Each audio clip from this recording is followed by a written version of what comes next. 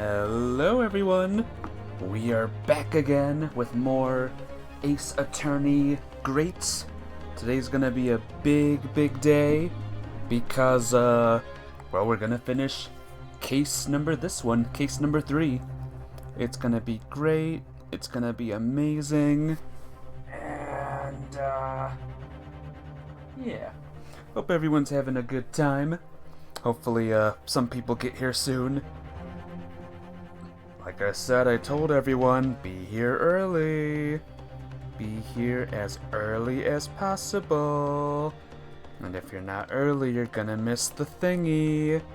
And if you miss the thingy, then you're gonna cry. So, yeah. Hope everyone liked the new case layout, or case, the way it's done in this game. And today, the case stuff, it may shed an entirely new light on this whole case. It might. What are you saying? Counsel. I'm sorry, sir. Whatever do you mean? Counsel, I will not tolerate you attempting to prorogue my adjudication. Hello, Captain Chips. What's up? It's me, the judge. How you doing? Explain yourself at once. Hope your day's going good. When the accused boarded the omnibus on the night in question, the victim was nowhere to be seen. You beat Octopath? Oh, you beat him? The boss bro? Awesome. Now my question is, how many times and what's next for you? Subsequently, the carriage door was not heard opening a single time, as testified by the witness in the stand. 9 total. Well done. But you're glad that's over, right? I'll pose this question to you again, Captain Chips. Who do you think is the murderer in this case? Not entirely sure what's next. The other game I got you! Witcher 3! You'll be playing it for months! And your computer will turn into a jet engine and explode. And yet the victim's body was found inside the carriage. If this petty thief's words are to be believed, how do you explain the victim's miraculous appearance inside the cabin of the omnibus? I'm still half convinced it was fair play. Well, we're gonna know this time for sure.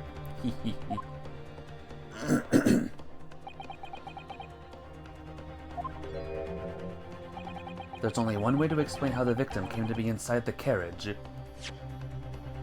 I'm gonna save the game real quick, because I haven't saved in a very long time, in 3 minutes.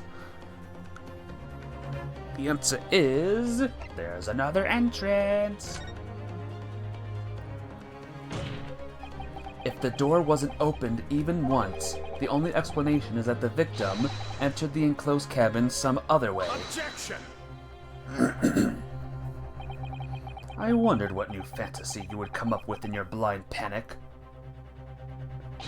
But behold, the omnibus is here for all to see. Only the side of the enclosed cabin is furnished with a door. The other has only windows. Fixed windows which cannot passably open. In short, there is no entrance to the cabin other than the door. Objection! You say you're half convinced. What's the other half telling you? But there could be. There's only one possibility you haven't considered. Oh, really? Yes, one other way inside that isn't the door. Another opening, the use of which allowed the victim to appear inside the enclosed cabin. The other half is telling me it might actually be the driver person. We'll see. Alright, counsel. The defense will identify the location for the court. Here is the omnibus in which the incident occurred. What on earth is this entrance by which you propose the victim entered the cabin? That would be the skylight. Give me a second, guys. Okay, the answer is obvious. It can only have been the skylight. I say, the skylight? Objection! Your ludicrous proposal almost has me lost for words. However, Objection. the skylight may well be large enough for someone to pass through. Objection! Hey, Blitz, how you doing? You are here. Welcome to the case. Welcome to the courtroom. How you doing today? It's good to see you here again.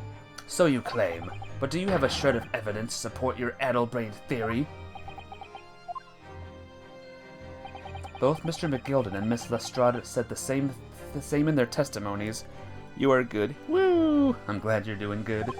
They each claim to have heard a loud thud, such as the noise made by someone falling to the floor. Yes, which has already been explained, as the sound of the victim falling from his seat having been assaulted with the dagger. Yes, it has, but would a man slipping from the seat onto the floor really have made such a loud noise as the witness described? A noise loud enough to cause Miss Lestrade to let out an involuntary cry, in fact? Good gracious! Perhaps, in fact, that was the moment that the victim made his entrance into the cabin. No, let me rephrase that.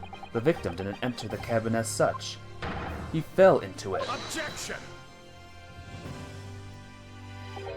You're now suggesting that the victim fell from the skylight into the cabin? That's simply impossible. How can you be so sure?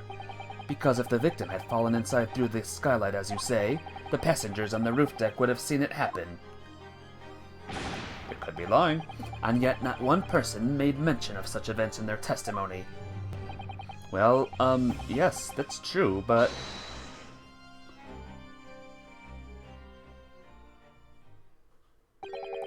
Might a humble fella make a wee comment here? Mr. McGilden? To be sure now, the two fellas who were set on the roof that testified afore said nothing of the victim falling through the skylight. But it seems to me, my lord, that 'tis not so much a case of them not saying, but... Aye. Peekaboo, 'tis a case of them being unable to say. What? I think perhaps the two fellas do be having something of a compelling reason not to mention what happened. Would you not agree, fine ladies and gentlemen of the jury? Humph. Oh my goodness, surely not. Those two chaps on the roof. You mean the ones who stuck the knife in the men were... Ah! Hey, DJ Jonas here. How you doing? You're first. You're the first one here. Just what exactly are you insinuating here, you blitherer? You rotter, he said. You rotter. What are you insinuating? This is a flaming outrage. I have a good mind to give you a blinker a minute. And back to these two. Back to these two lads. Yep. I'll give you a shiner in a minute, he said, and so will I. Mr. Fairplay, you're effectively accusing me, a city gentleman and well-respected banker. And me, a very angry hatter. Suggesting that someone like me could have stabbed that man in the guts. It's a disgrace. It's scandalous. It's... Arg! I protest in the strongest possible terms. I'm doing good, DJ Drone. I am ready for more game. I hope you are too. Hey, Cope. What's up? Good to see you here too. We're nearing the end of this case, Cope. Oh my god, my brain. I like everyone's hats in this case. As you can see, First's hat is very nice, and Mr. McGilden's hat is extraordinary. And that's my compliment of the game. I protest you too. But yeah, I'm doing good. How was your day today, Cope? Order! This is not the time, witness! My brain isn't braining? Nah, definitely not. Mr. McGilden has a fabulous hat. The most fabulous. This is not the time, witnesses. I will not permit this wanton invasion of the stand. Return to the anteroom at once. But this is beyond reason, my lord. Arg, it's outrageous. Going pretty good. Nice. Do anything, cool today? It's very hurtful, you know. My lord, if I may comment. Go ahead, Lord Van Zeeks. It was the defense that incited this outburst from the witnesses. My learned friend has seen fit to abandon all protocol and accuse the witnesses without proof. Accuse? I never intended to. It seems, young Nipponese, that your command of the English tongue is wanting. Nothing much today? Yeah, same here. Just a chill day, as I like to have. You proposed to this court that the victim fell through the skylight from the roof deck of the omnibus. That hypothesis cannot possibly stand without the rooftop passengers being aware of the events. You have branded these gentlemen liars. You have intimidated their criminal guilt. In our British courts of law, that is what is termed a baseless accusation. I know I was rash to put this idea forward without any actual evidence, but they got 4 followers today, but they unfollowed. Oh, what a bunch of butts. Sad, sad, sad. You didn't need them, Drone. You need real followers like me, right? Ha ha ha. You can't just dismiss it without a second thought. What are we wasting time for? Get them to testify. I thought there was something fishy about that hat from the moment I laid eyes on the fellow. We have to see this matter through now, one way or another. If there's filth and rubbish in our midst, we must dispose of it at once.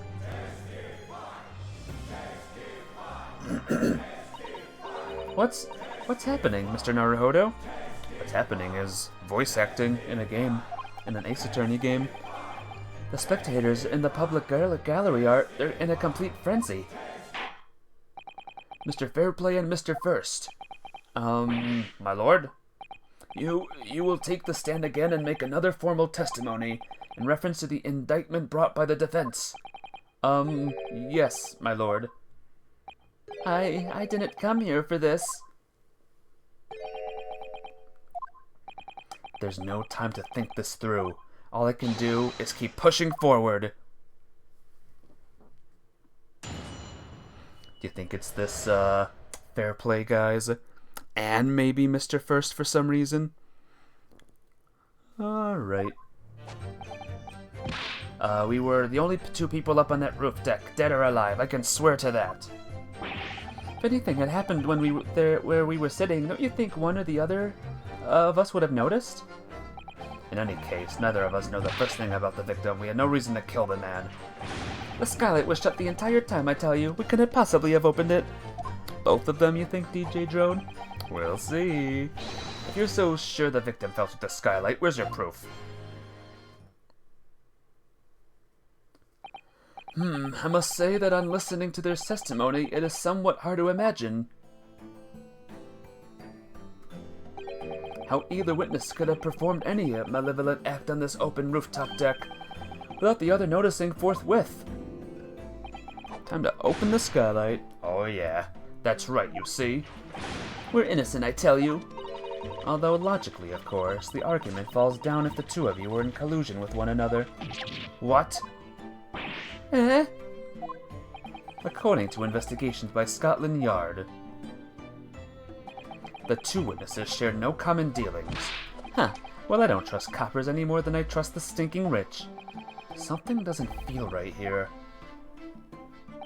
The trial is going in our favor, really, so why do I feel so uneasy? Counsel for the defense, over to you. Your cross-examination, please. Oh, yes, my lord.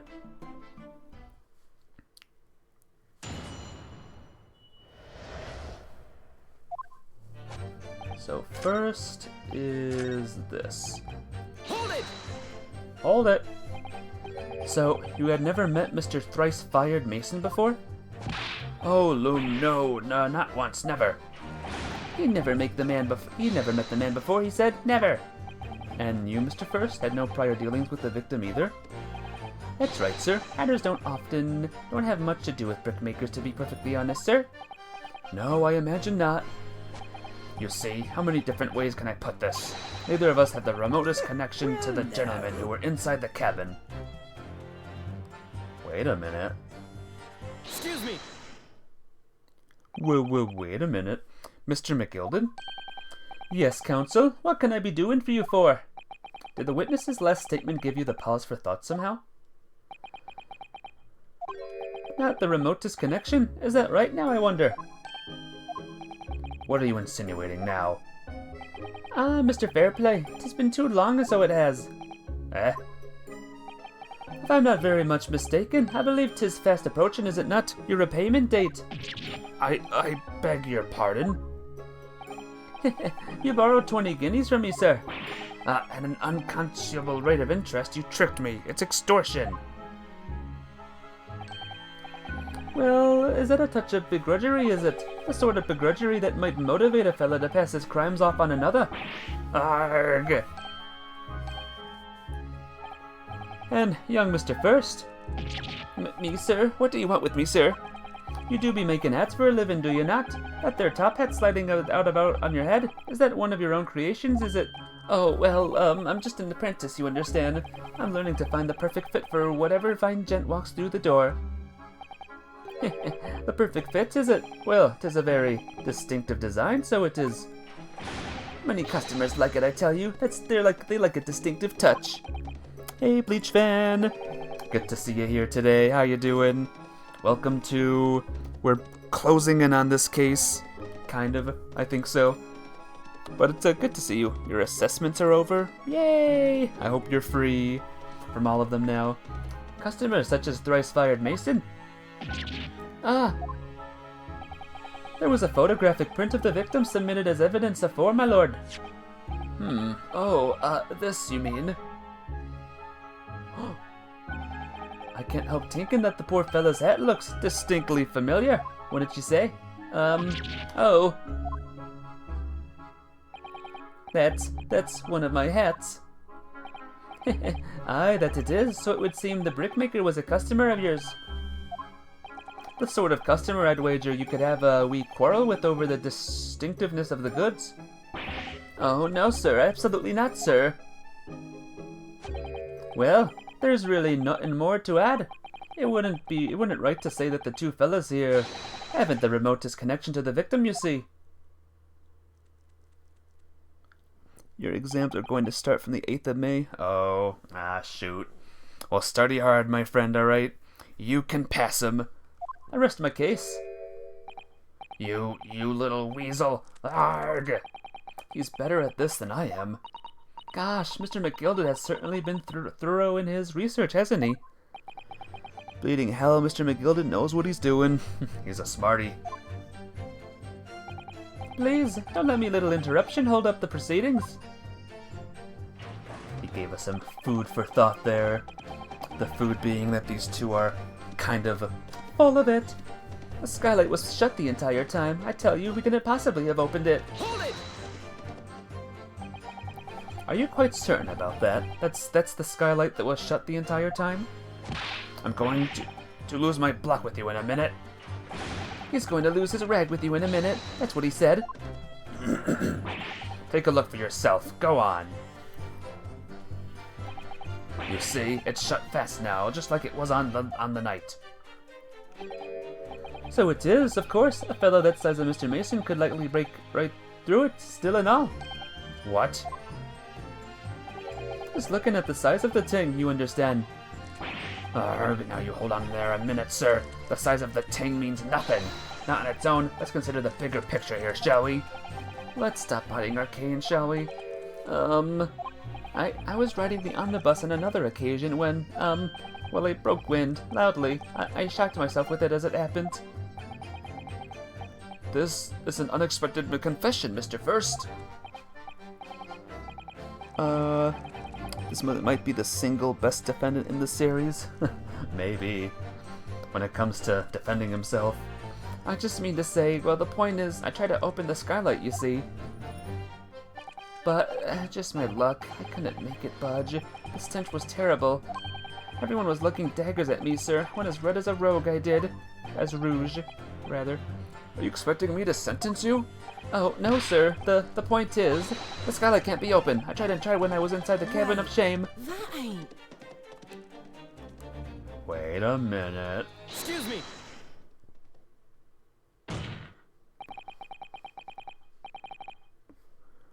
Alright, give me a hot second. Do you have something to say about that, Miss Lestrade? Miss Lestrade. It opens. The The skylight. That is what we're talking about, right?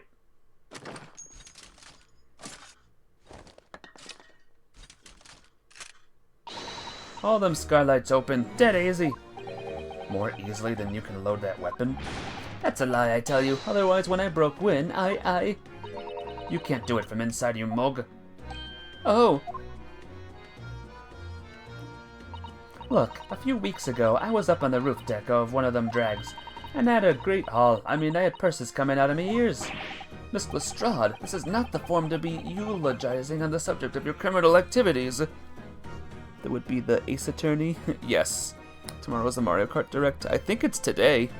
It already happened, Bleach fan. I saw it and it looks good. Is she allowed to have a gun in the courtroom? Yeah, she's allowed. It's fine. Whatever. Well, anyway, I had a bit of a scare. When I lifted the last bloke's purse, he got wise to me. All four of them surrounded me, so I couldn't off the bus and leg it. So what I did was I used the skylight, opening the catch and jumped right out. Right through. What? Yeah, the catch for them skylights is on the top side. That's why you can't open them from the cabin. The skylight opens from the roof deck? Bailiff, climb up on the roof of the omnibus at once and verify the witness's claims. 19th? Nope. It's today. Right now. Look on Nintendo's website. The Nintendo's YouTube channel, rather. Ah! Oh, my hat! I think we almost got him, guys. See? These two are so dead. Order! Order! Order! So, it appears that the street girl's statement is quite true. I don't believe it. The skylight opens, and from the roof deck. Mr. Naruhodo. This could be the clue we've been looking for. Well, counsel for the defense, please continue with your cross-examination. Yes, my lord. So, the skylight opens. Perhaps I should investigate for myself. Yeah. Let's do that.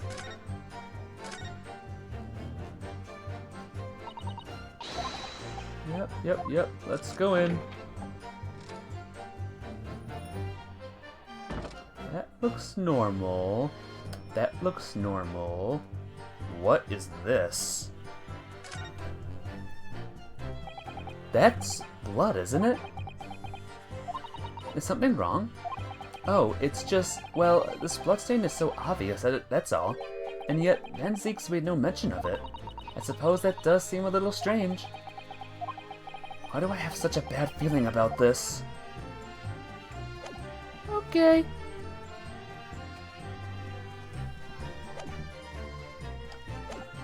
Well, I'm gonna save now.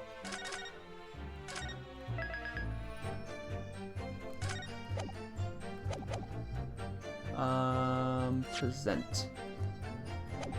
Oops. Yes, present, please, present. Present the omnibus. Objection!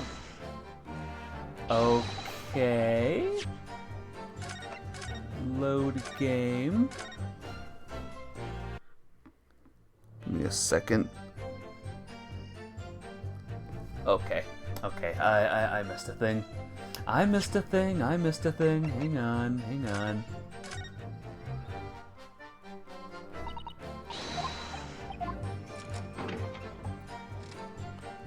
Tomorrow is a Friday.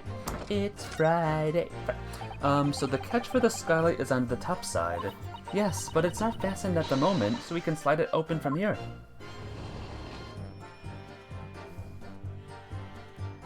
There we go.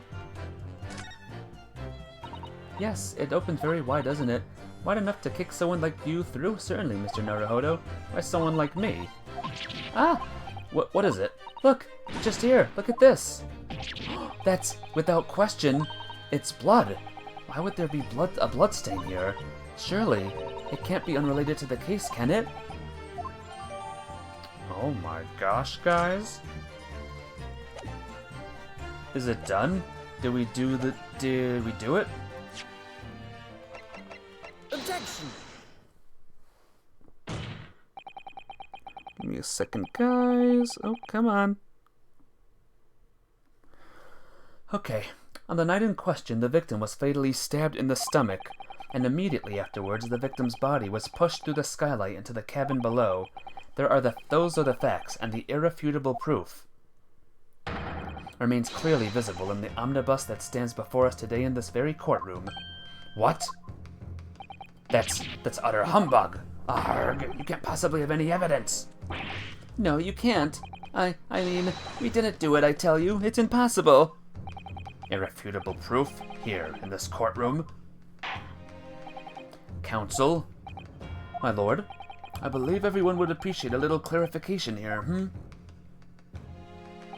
Where exactly within the omnibus is this evidence which you allude? You will point where it is that proves the victim fell from the roof deck through the skylight. Hopefully there. Got it! By Jupiter, is that blood? Arg! This bloodstain proves two things. Firstly, when the incident occurred, the skylight of the omnibus was open. What? And secondly, the victim was already bleeding when he fell through the opening. Oh my! And so it follows that Mr. McGilded, who was inside the enclosed cabin, hurt himself at the time, cannot possibly be guilty of this crime. No!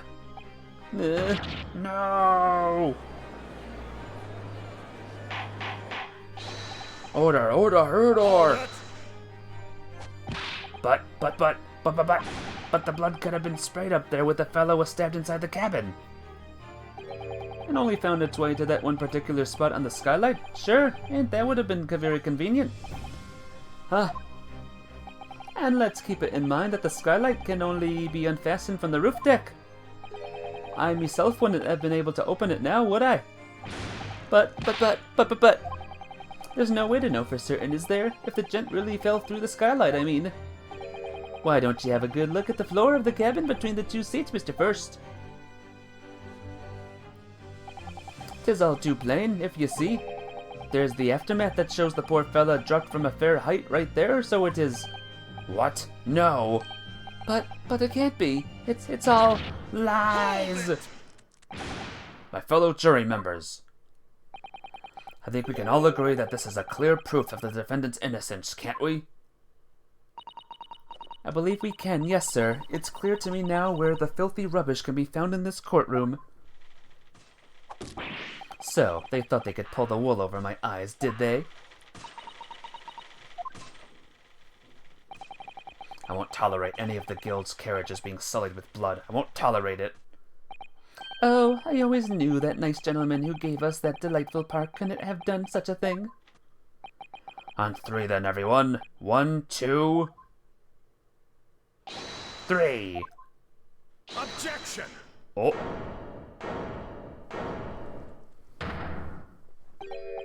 A chilling performance, Mr. McGilded. Oh, and what would you be referring to there now, Lord Van Zeeks? A bloodstain on the frame of the skylight.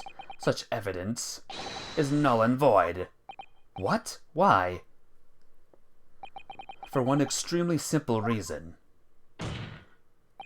That smear of blood never existed. Objection! What are you talking about? It's there for all to see, and it's clearly blood. Objection! I personally attended Scotland Yard's investigation of the omnibus. The officers involved went over the carriage with a fine-tooth comb. So I can't state with absolute certainty, or I can, no such smear of blood existed in the carriage. At least, not until this trial began. But, are you suggesting, Lord Van Zeeks, that this stain of blood was... fabricated, my lord? Yes, and while this court has been in session. What?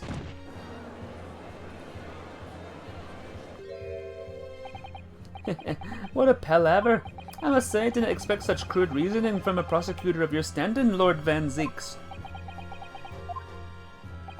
But I'm Magnus McGilded, a fellow known all over the capital for his fine contributions to public life. I don't take kindly to slander, and I'll fight I'll fight it to the bitter end. Even if it's rolling off of the tongue of the Reaper of the Belly. Mr. McGilded, I realize that this is your first appearance in court as the accused. However, I am well aware of your involvement behind the scenes in a great many affairs of dubious nature. You're very adept when it comes to avoiding getting your own hands dirty. And each time it happens that a case you're involved in is investigated, you adapt the facts. Adapt the facts? What does that even mean? Looks like this case just got longer. A little bit. When you wield a fortune the size of Mr. McGilded's, however ill-gotten it may be, nothing is impossible. Always. Tampering with evidence, manipulating a scene of a crime, bribing witnesses. I toast your ability to concoct the most convenient of stories, sir. Tut tut, Lord Van Zeeks. This will not do, to be sure. Will it now, Counsel? Huh? Oh, no. I think it's fair to say, this does all sound like rather a far-fetched excuse by a desperate man. The blood on the skylight didn't exist, you say? But, if you will all cast your minds back, is it not true that the omnibus here has been in the courtroom the entire time? How could anyone possibly have put a smear of blood in it without the world and his wife seeing? Isn't it right now, Counsel? It's true. The omnibus has been in full view the entire time that court has been in session. My learned friend. Here's to hearing your opinion on this matter, in your own words. As you wish. Could someone have tampered with the omnibus during the trial? If you're asking me, I think... Well, guys, time for the case to take another turn, another twist. It could have been possible.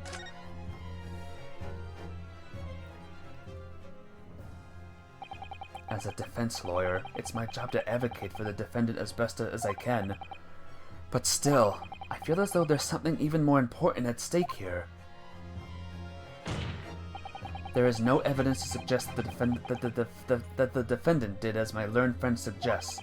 However, in terms of having the opportunity to carry out the alleged tampering, there is one possibility.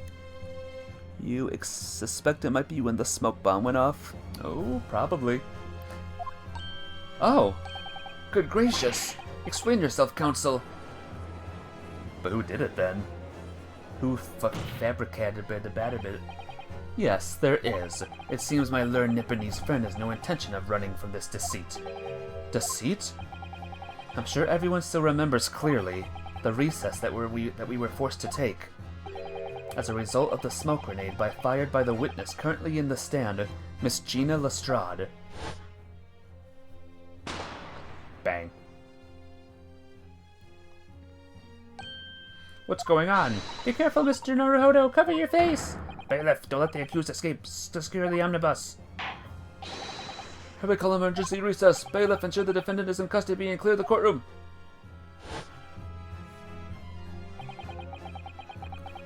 The courtroom was filled with smoke, and everyone was thrown into confusion. All of us were made to leave this chamber. In that brief interval, under the veil of smoke and all the chaos, it could have been possible to steal inside the omnibus.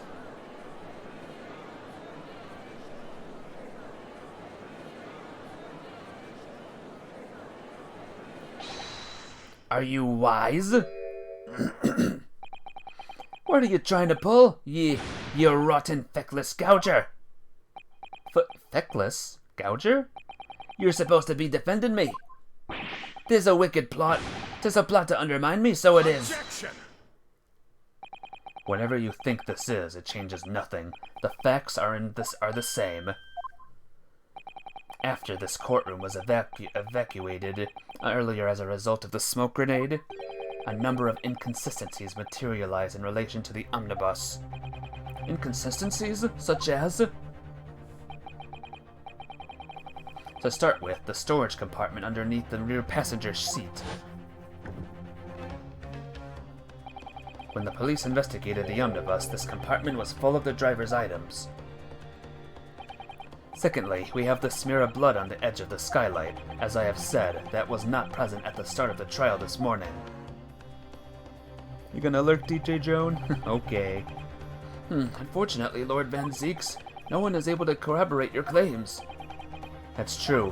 When the omnibus was first wheeled out, both the storage compartment and the skylight were shut. Ooh, mysterious add-ons. I know, right? Hey, Prince. How you doing today? Accordingly, I'm afraid to say we cannot establish with any certainty if this evidence is the result of tampering or not. Indeed, my lord. No doubt there was not a single person who saw fit to verify such things. What do you think? Sorry? Even if you couldn't test the blood, it should be fresh compared to any other dried blood? Very true. Very true indeed. About the omnibus, is there anything else unusual about the omnibus? I have an inkling from Splatoon 3. My lord? Yes, Counsel? There is one further inconsistency. Did you see the Easter egg on the back? Yes, I did. Phoenix Wright carriage or something like that. I like that. A mark that surely could not have been present at the start of the trial. What? What in the devil's name are you going to say now? If you dare to betray me, you little maggot, you'd better start watching your back. Silence, McGilded. The court awaits the defense's clarification. Grrr. This trial keeps swinging one way and the other. I have no idea what's the truth and what's deception. What am I supposed to believe here? I shall have to ask you to elaborate, Counsel. What exactly is the alleged mark that you claim appeared at some point during the trial? That would be the big old bloodstain down here. Give me a second, guys. If we consider that the victim fell through the skylight onto the floor of the cabin, in all fairness, the defense should not be compromising their client. Very true. But here we are, right? You would certainly expect to find signs of blood where he landed. But as far as I recall, this bloodstain on the cabin floor was not there when the omnibus was first brought into the courtroom. Good lord!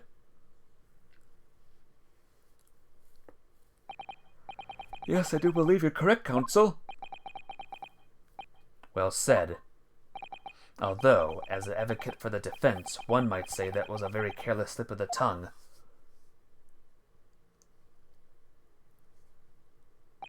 I believe that bloodstain on the floor is decisive proof of evidence. But if the question is whether that evidence is genuine or whether it was unlawfully fabricated by someone, I feel compelled to admit that there's at least a possibility that the evidence is fake. So what does this mean? These trials are often black and white and little wiggle room. Oh yeah, for sure. Arg! This trial is over. Mr. McGilded? I've done everything I possibly can to cooperate with the court, but 'tis all over now. But you're the defendant. 'Tis over, I tell ye.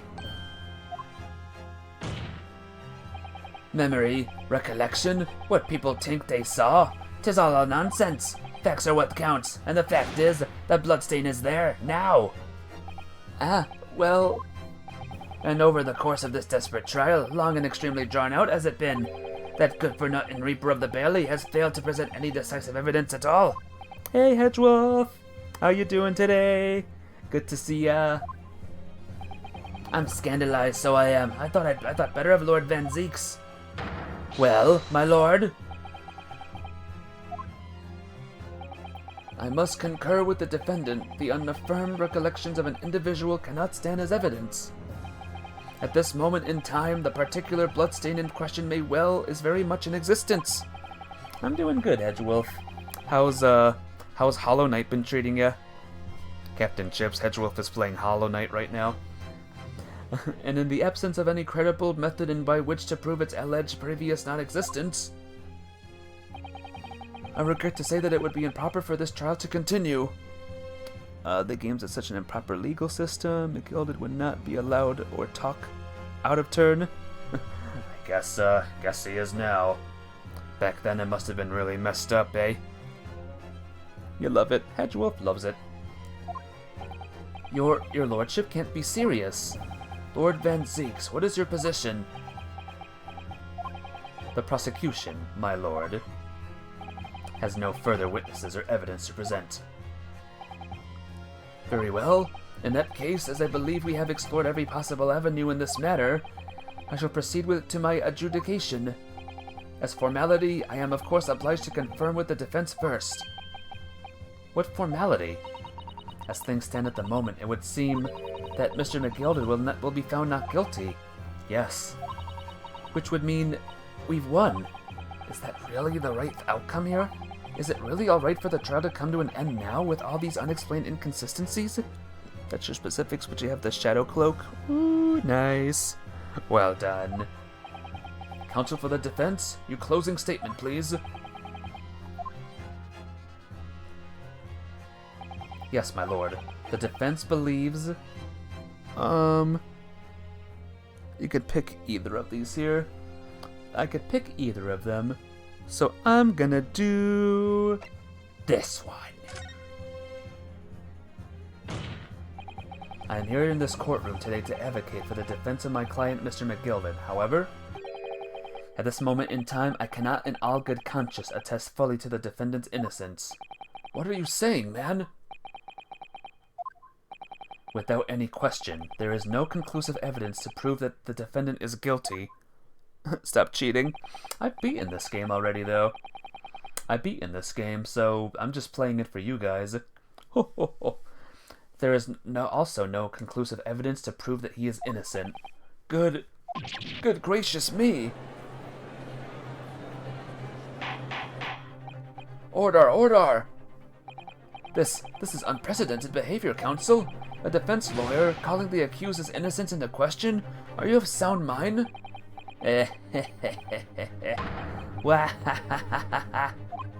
Oh, 'twas a grand decision to appoint you as my lawyer, so it was a grand decision. What? I must say, I didn't expect quite such an exciting spectacle at the end there. But still, here, have this for your troubles. Ah, your job here is done, fella, and some fine work you've done, so you have. What do you mean? 'Tis just as the right honourable gentleman so succinctly put it afore. The trial can't go on anymore. And your closing statement there was, how did he put it now? Nothing more than a formality.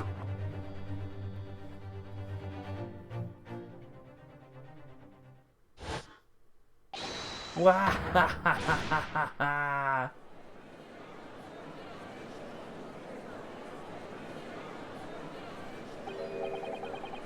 I really don't know what to make of this. Was the evidence we've seen genuine, or was it fake? His lordship would be fuming. Any unsightly rubbish should be disposed of promptly, as I said. The stinking rich are always guilty of something. You mark my words. I feel terribly ashamed that I ever doubted that lovely man who gave us the lovely park.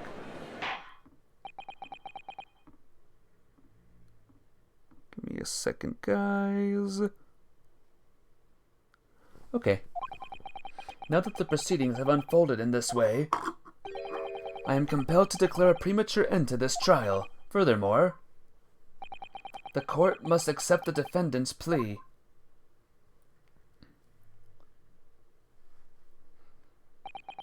I thank you kindly, my lord.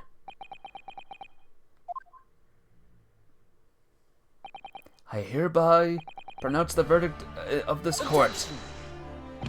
But we still haven't determined if the bloodstain in the omnibus is genuine or not. We don't know if these witnesses are telling the truth or a pack of lies. We have no idea about the truth. Lord Van Zeeks, my lord, the case made by the prosecution was flawed, plain and simple. If indeed the omnibus presented as evidence wasn't tampered with, the prosecution is at fault for allowing such a disgraceful perversion of justice to take place. My sincerest apologies, my lord. Objection. But wait. When we were evacuated from the courtroom, Lord Van Zeeks ordered the evidence to be secured. I'm afraid the prosecution cannot shun responsibility in this matter. That's so unfair. The culpability of the defendant has not at the present time been established by this court. Consequently, the jury will not be required to proffer judgment. What? Well, Lord Van Zeeks, it's been a pleasure, so it has. And as for you, my dear fella, I couldn't have asked for a better defense. Do you mean to tell me that this has been a grand waste of time? 'Tis the law of the land, my good man. If you'd like to pursue this matter further, you can always go ahead and try to change the law. Magnus McGilded. Good grief, you've got more to say to me, have ye? Just one thing, a warning. This is far from over. Well, something to be looking forward to then. Well, I hereby pronounce the defendant, Mr. Magnus McGilded, not guilty. Yay? We did it? I'll pose the question again, guys. Who do you think is the real murderer this time around?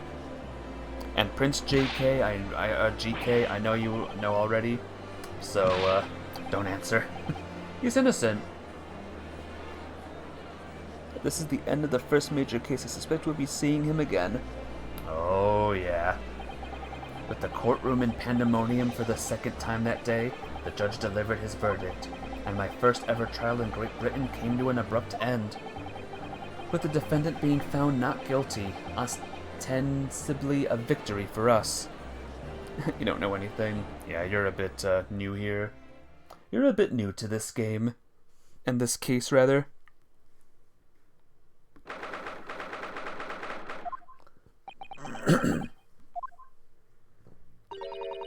That certainly was a long trial. Yes, it was. Your first ever trial on foreign soil, and your first victory. It was a wonderful performance. My heartfelt congratulations. And to you, Miss Susato, thank you for your assistance. I suppose we should be happy. The trouble is, we're still completely in the dark about what actually happened. Well, we don't have enough time, or we didn't have enough time, but isn't it wrong? I mean, who was actually responsible for Mr. Mason's death? We don't even know that. The sole aim of the defense is to obtain a verdict that exonerates the defendant. You carried out your duty to perfection. Aye, that you did. Hey, he's back, just like that. You've been getting distracted and forgetting to stop by? It's fine. I'm glad that you're here now, Hedgewolf. At least you missed the most boring case of them all, so that's good. Mr. McGilded. Ah, and that girl is with him too. Well, it seems the stories are true.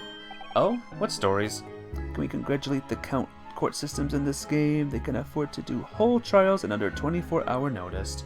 I know. That's pretty fast compared to real life, I'm sure. About the 6 enormous fireworks they do be letting off when there's a verdict of not guilty.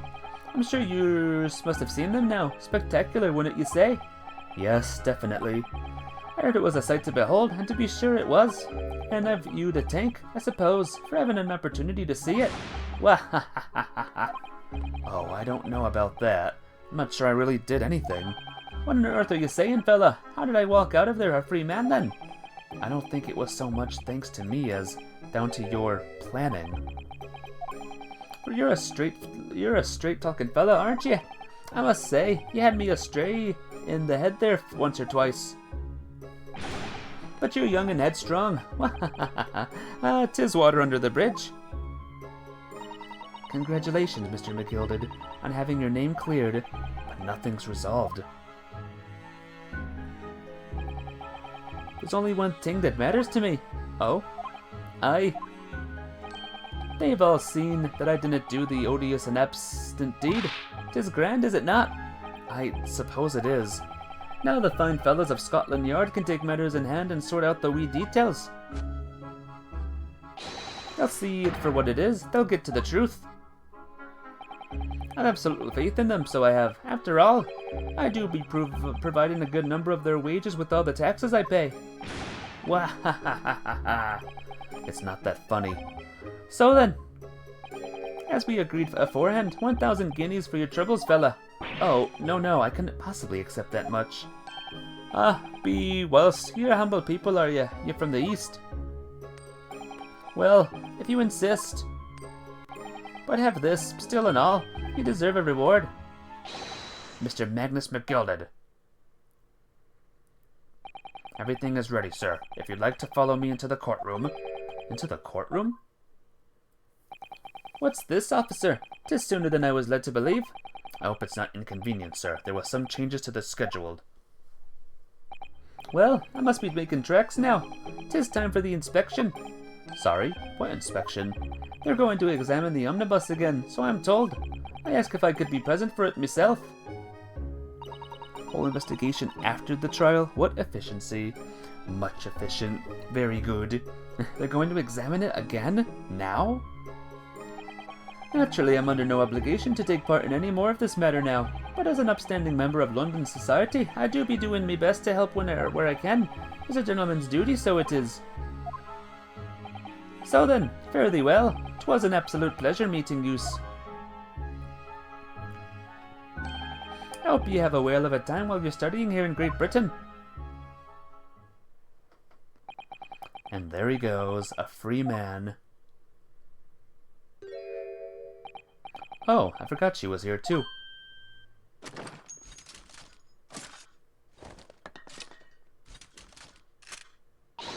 Don't move. Whereas I want to say, get a move on. Surely it does take forever to load that thing. Miss Lestrade, would you mind putting that thing down? You're a grown-up. Sorry? And I hate all grown-ups. Ah, there you are! Naughty, naughty, running off like that. Is this some kind of picnic? Who's this little girl now? And taking that with you as well. I was looking forward to the trial run of my experimental smoke grenade launcher. Ah. Oh, do you want to play? You won't beat me. Grr. Excuse me, but who are you? Oh, good day to you. I'm, well, the inventor, I suppose, of that machine. Cheap viewers, yeah, cool. She is the cute anime girl sidekick to your cute anime girl sidekick. Yes, but that might be spoilers, Prince GK. Make sure to remember that. There's people here who have not played this game before or seen this game, so be very, very careful, alright? Well, normal smoke grenades are so dull, don't you agree? White, white, and more white? If you have to be shrouded in smoke, it could at least be a pretty color, I thought to myself. Do we have to be shrouded in smoke, though? At all? I just took my eyes off it for a moment whilst I was changing onto a different omnibus, and she pinched it. Luckily, I fitted with a telegraphic beacon.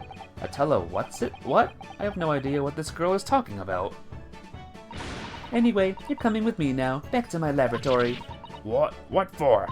To apologize, of course, silly. What? You mean, say sorry? You must say sorry when you've done something wrong. Surely an adult has told you that before. An adult? I don't listen to no adults. Come along then, follow me. Fine, have it your way. Oh good, you see, I knew you'd want to do the right thing in the end. I'm fairly sure that what she wants is not to get shot by that massive gun of yours. Would she be allowed to have that gun in court, guys? That even bigger gun? We'll be leaving now then. Bye-bye! I'm so sorry for all the fuss. She was a lively one. Well, do you think perhaps we ought to be on our way now too? It's fine, honest lol. Yes, you're right, but where to? Oh, we haven't had time to find a place to stay. No sooner had we arrived in London that we had to rush here. All our traveling cases are still with the bailiff. I was originally planning to spend today in search of lodgings, but at this late hour in the day, I'm afraid we may be out of luck. Don't worry though, I have a plan. If the worst comes to worst, I've heard of a lovely park where we could spend the night. Please tell me you're not thinking of McGilded Park.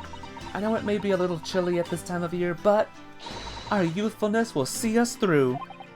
I'm not so sure about that. I think with a midwinter London night will freeze a young person solid just as easily as an elderly one. Oh dear, that doesn't sound agreeable. Now I'm starting to regret turning Mr. McKilda down. That 1,000 guineas would have paid for a lovely warm room, or mansion. Oh well. So much for that.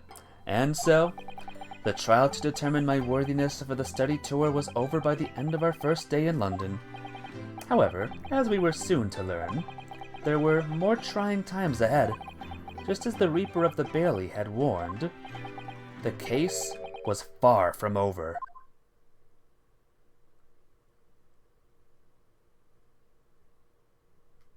Huh, what do you mean? What's going on? Get the fire! Water! Oh dear. Water, quick! What the? How did this happen? I don't know, sir. By the time I got here, it was already engulfed. No one was supposed to be allowed in here before we started investigating.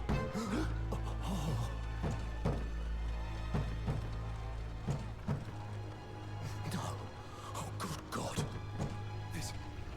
There's someone in there.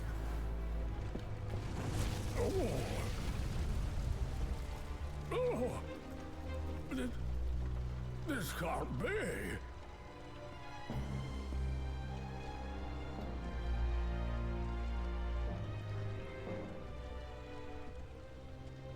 But who was in there? Who the heck was in there, though? Well, we'll find out soon. Probably no one we know. That might be bad for whoever was in there. Yeah, I'd say so. Alright, here we go. Episode 4, Adventure of the Clouded Kokoro.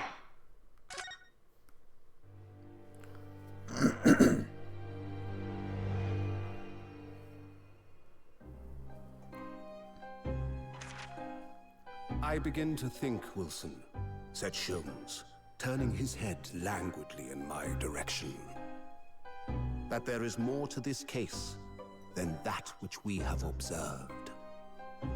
Indeed, that there may be another part to this story that we are yet to discover. His eyes wandered, following the steam rising from his cup of herbal tea, leading him to the distant memory of that snowy evening. To the young lady collapsed on the pavement along Briar Road, and to the knife in her back. Lit in the soft glow of gas lamps, a most extraordinary scene had been set. And under the cover of a light fog, the curtain had risen silently on the insoluble mystery of our invisible killer. Welp, knife in the back. Ain't that great. Did you sleep last night, Mr. Naruhodo? No, not at all. It was an enormous hotel, wasn't it? The rooms were so luxurious, I felt like we were staying in a palace. And with all the gas lights twinkling, it was brighter than day, even in the middle of the night. What about the enormous beds? After my time on the SS Buria, I wasn't going to waste a single inch of that space. Spent the entire night rolling from one side of the mattress to the other. Oh yes, it really was the sort of night you can only dream of at normally. Except, when I learned that we owed £3 for the rooms, the dream quickly turned into a nightmare. Oops, sorry about that. The building was so impressive and the entrance so inviting, I just wandered in without thinking. In a lodging house in Japan, the sum of money would put a roof over your head for a whole year. I did try, but I'm afraid I couldn't help my tears when we were presented with the bill. I really am sorry. Well, never mind. I must find some more affordable lodging straight away, though. If we're not careful, our entire stipend will be used up in 10 days or less. London is a scary place. Ah, good morning to you at this early hour. Hello. Oh, yes, well... Good morning to you, Lord Chief Justice. We have come to report on the outcome of the trial at the Old Bailey yesterday. Susato-san is amazing. She doesn't bat an eyelid, even in the presence of the imposing Lord Strongheart. Yes, I believe you had a very comprehensive initiation into British courtroom practices. Oh yes, it was very eye-opening. Thank you. And in accordance with your instructions, Lord Strongheart, Mr. Naruhodo performed his duty to the end. Yes, I've already been appraised of events. You conducted a remarkable defense. You may consider the test passed. Oh! No longer are you a student from the Empire of Japan. You may henceforth claim to be a fully fledged lawyer. My country is delighted to welcome the young talent from such a remote eastern land. Thank you very much. So I'm a lawyer now. Now, in view of your new appointment, I have a fresh case in mind for you. I'd like you to take it at once. I trust that won't be a problem. Another case? Already? Nothing trains a lawyer better than practical experience. I'm sure. I don't sense dissatisfaction, do I? It's just that yesterday's trial ended unusually. I haven't quite come to terms with it. What's to come to terms with? The man was cleared. What more were you hoping for?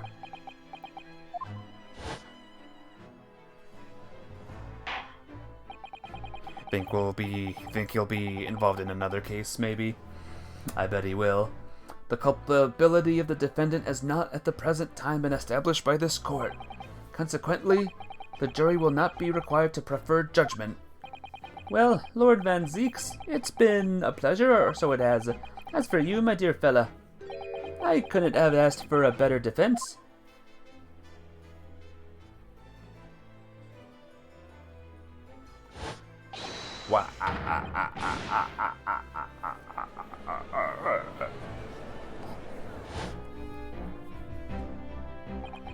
I just can't help wondering if Mr. McGilded really was innocent. Mr. Naruhodo, it's just that I never managed to ascertain the truth, and then the trial ended. Well, you needn't let it trouble you for a second longer. Sorry? What do you mean, Lord Strongheart? Magnus McGilded passed away immediately following the trial. No! What? Mr. McGilded is dead? I have 19 minutes and 41 seconds until my next engagement. Time enough to talk. Well, he's dead. McGilded is no longer alive, guys. What is even going to just go in with the doing on or whatever? I don't understand. What happened? How can he be dead? After the trial concluded yesterday, there was a great commotion in the Old Bailey. As you'll presumably recall, an omnibus has been wheeled into the courtroom. Yes, of course. That was the scene of the crime, which McGilded has been accused of. Precisely. Well, while the bailiff's attention was diverted by some other matter, the omnibus went up in flames. No! How could such a thing have happened? That is being investigated as we speak, but already the police have identified a corpse found inside the charred shell of the carriage as that of Mr. McGilded. That's awful. The man must have slept while inside the bailiff's attention while it was elsewhere. That bailiff really needs to pay more attention. And how could that have happened? That is also being investigated as we speak. Thinking back now, immediately after the trial, Mr. McGilded did mention going back into the courtroom to look at the omnibus. Well, I must be making tracks now. It's time for the inspection. Sorry, what inspection? They're going to examine the omnibus again, so I'm told. I asked if I could be present for it myself. You know what's sad, guys? His hat is also dead. That's sad. An inspection of the omnibus? Not to my knowledge. I don't believe Scotland Yard had any intention of re-examining the carriage. But then who was Mr. McGilded talking about? Never mind that now. The Yard is making a thorough investigation. This matter is no longer any concern of yours. Leave it to the police. Poor Mr. McGilded. British Court. So, how did you find your first taste of our country's Supreme Court? Oh, well, I don't know. Poor hat, I know. That was a cool hat, too. I don't know, I mean, it was... wow. Wow. Mr. Naruhodo means that the whole experience was steeped in the solemnity of Great Britain's long history. It's really a world apart from our own judicial system in Japan, which is only a few short decades old. Wow, Susato-san has such a way with words. And you seem to have a way of failing to find the right ones. The judicial system here is the most advanced in the world. Learn all you can. The most advanced in the world, is it? It was fortunate that your very first trial was a simple affair. Simple? That was simple? As I believe I mentioned yesterday morning, it was a trial you couldn't lose. I don't mean to be contrary, Lord Strongheart, but the case was anything but simple. The circumstances of the case were so incriminating, I was stunned when I first heard them. In fact, I'm still finding it hard to believe that we managed to get a favorable verdict. Is something funny? No, my apologies. However, the fact is that you did receive the not guilty verdict you set out to achieve. And that can only be attributed to the exceptional talent, wouldn't you agree? Well, I don't know about that. Well, never mind. You exceeded my expectations, I freely admit. That much at least is an undeniable truth, which is precisely why I prepared a new case for you that I mentioned before. What's going on? What was he going to say before? New case! Could you perhaps give us some more details about the new case you mentioned? Don't tell me. It's a murder, and the trial starts in 10 minutes. Don't worry. It's nothing so alarming or quite so urgent as your last assignment. It starts tomorrow, and it's 3 murders. In fact, this case is completely different. Oh, I see. Did he just read my mind? That is to say, no one has died as yet. And the trial will not be today. There is plenty of time to research the case thoroughly.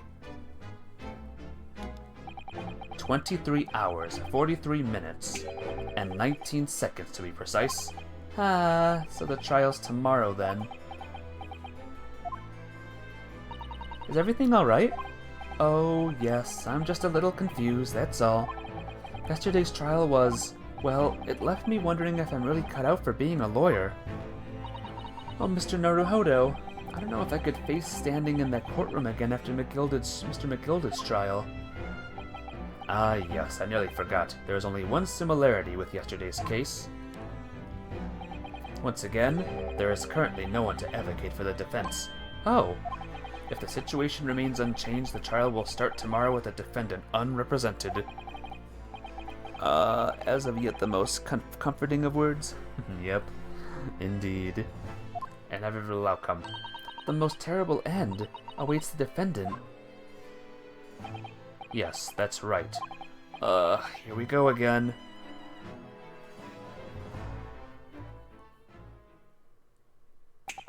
Your time is up. You will have to excuse me. I would advise you to begin making preparations for tomorrow's trial. After all, the clock is ever ticking. There is now but 23 hours, 26 minutes, and 39 seconds until the court sits. Last time he mentioned the 23 hours, he said there was plenty of time. And one more thing, Mr. Naruhodo. There is something I should like to ask you. Oh, what's that? Yesterday, you remarked upon something. That you intend to see through the will of your late compatriot, Mr. Asogi. I would be interested to hear what exactly you mean by that. Inside 34 seconds. Oh, well, Kazuma always used to say, you see, that he wanted to learn how the greatest justice system in the world worked so he could change ours in Japan. Hey, Blue Thunder! How you doing today? It's good to see you here. Now that he's gone, I like to work toward that myself. And there's another thing. Oh! Another thing? Continue. On the way here, on the steamship, he said something to me. There's something very important that I have to do. Something very important, and what exactly would that be? He never had a chance to tell me. Suppose he would have done if he'd ever made it to the— You're out of time. Well, thank you for an enlightening discussion. Mr. Naruhodo, what's all this about? I am well, Blue Thunder. I'm kicking butt again at this game and doing the good. Thank you for asking. Mr. Asogi never once mentioned anything of the sort to me. I urge you both to focus your attentions on the matter at hand. I've taken the liberty of summoning the police inspector in charge of the case. He'll be able to appraise you of the details. How long has he been there? So, I wish you the best of luck, and bid you farewell.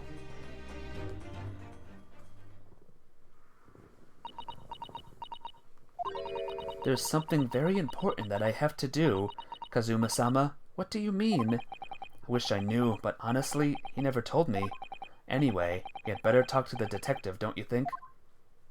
Yes, you're right. Hope I'm just imagining it, but I wouldn't say he looks pleased to see us at all. Well, let's examine him. Hello! Can we trouble you? What do you think? Arg! Lovely weather, isn't it? What's the weather got to do with anything? Listen to me, you young Japanese upstart.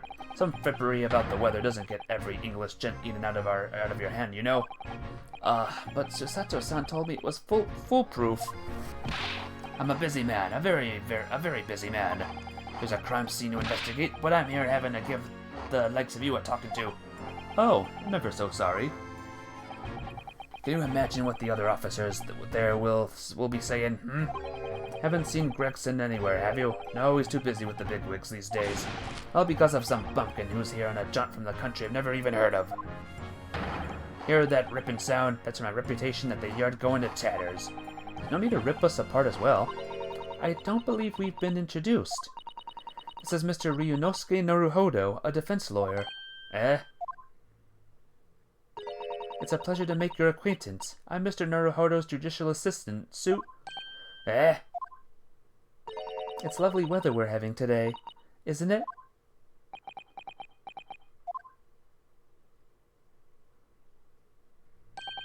It is unseasonably fine, I grant you. London winters don't see a lot of sunshine. Unbelievable! How did she pull that off? So, Lord Strongheart has asked me to fill you in on the case. The name's Tobias Gregson. Inspector Gregson to you. I'm from Scotland Yard. Gregson? Inspector Gregson? What's the matter with Susato-san? Does this detective's name mean something to her? Have we found him, guys? Is this our Detective Gumshoe? Inspector, are you perhaps the Inspector Gregson?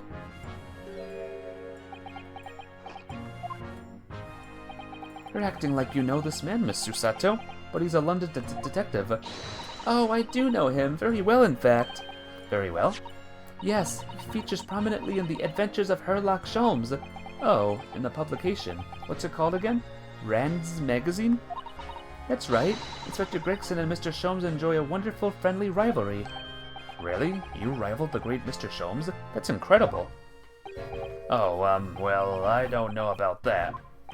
Mr. Sholmes isn't a professional like myself, of course, but he does come up with the goods from time to time. Mr. Sholmes is equally complimentary about you, Inspector, isn't he? You earned his highest praise. He's not just a Detective Gumshoe, he's our Watson. Pretty much. Or a rival or something, I don't know. Gregson is the pick of the bad lot on all the Scotland Yarders. Those were his own words. That's his highest praise? Well, Mr. Sholmes isn't particularly known for giving compliments, you see. That he is not, and thanks to that magazine, my name's known all over London town now. It's great, isn't it? I have to admit that to start with, I was a little, well, flattered by all the attention. Everyone wanted to shake my hand, and my reputation at the yard went through the roof. Oh, that's wonderful. No, it is not. There's nothing more sinister than the man on the street. People are always looking at me now. They're whispering rumors about me under their breath, I'm sure. Rumors? Are you quite sure? He's changed since he started appearing in those stories. The fame's gone to his head, stuff like that. Gosh, do you really think people are saying such mean-spirited things about you?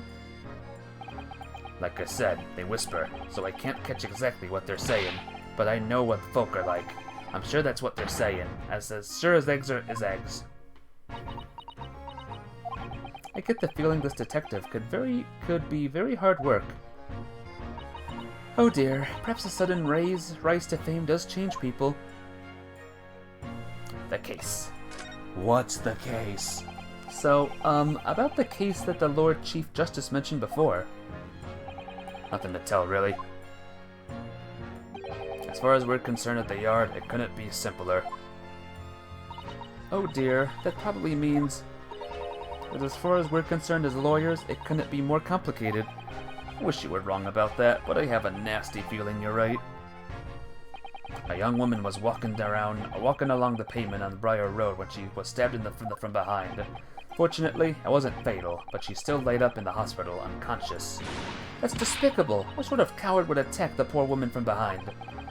Suppose you would have finished whoever it was off with a Susato takedown, would you? That's neither here nor there, Mr. Naruhodo. Brace yourself, Ryunosuke. You've angered her now. Anyway, after something of a whirlwind investigation, the criminal was arrested. He barely had time for a cup of tea after the incident took place, to be honest. So, there must have been something left at the scene that led you directly to the culprit? Or perhaps a reliable witness who recognized the person in question? Let me stop you right there. You're wasting your time on this one. Sorry? There's nothing you can do. There's no way to help the bloke now. Why ever not? Simple. The prosecutor that's been assigned to the trial tomorrow is Lord Barak Van Zeeks. No! Sounds like you've heard of him then. Oh yes, we are very familiar with Lord Van Zeeks. Believed to be the harbinger of death itself, or harbinger, the Reaper of the Bailey. Reaper of the Bailey. Lord Barak Van Zeeks, who we faced in court only yesterday. Mr. McGilda told us about him before the trial, didn't he? When Van Zeek stands for the prosecution, they call the accused. They call the accused the sacrificial lambs.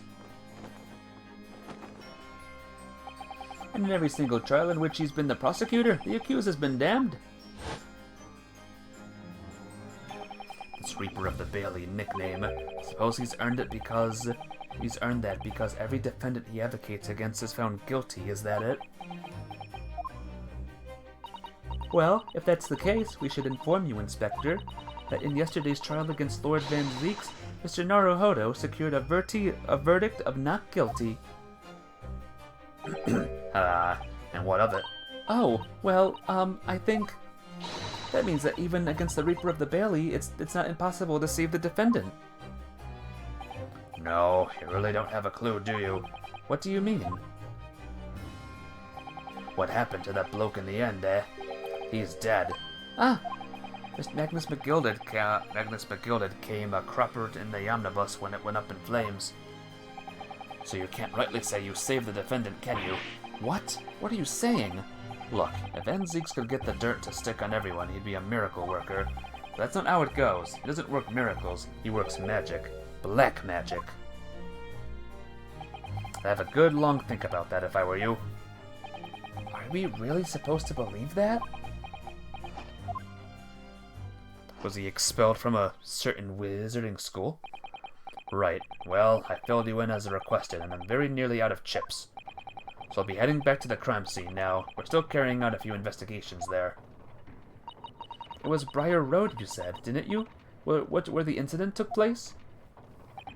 That's correct, ma'am. And if you head over to the holding cells, you can meet the criminal himself. You branded him a criminal already? He's as good as. Shaking like a leaf in his cell, he is. It'll give you a chuckle if nothing else.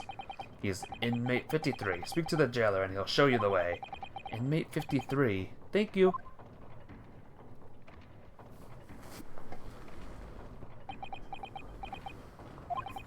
So there's no helping anyone against the Reaper of the Bailey, they say.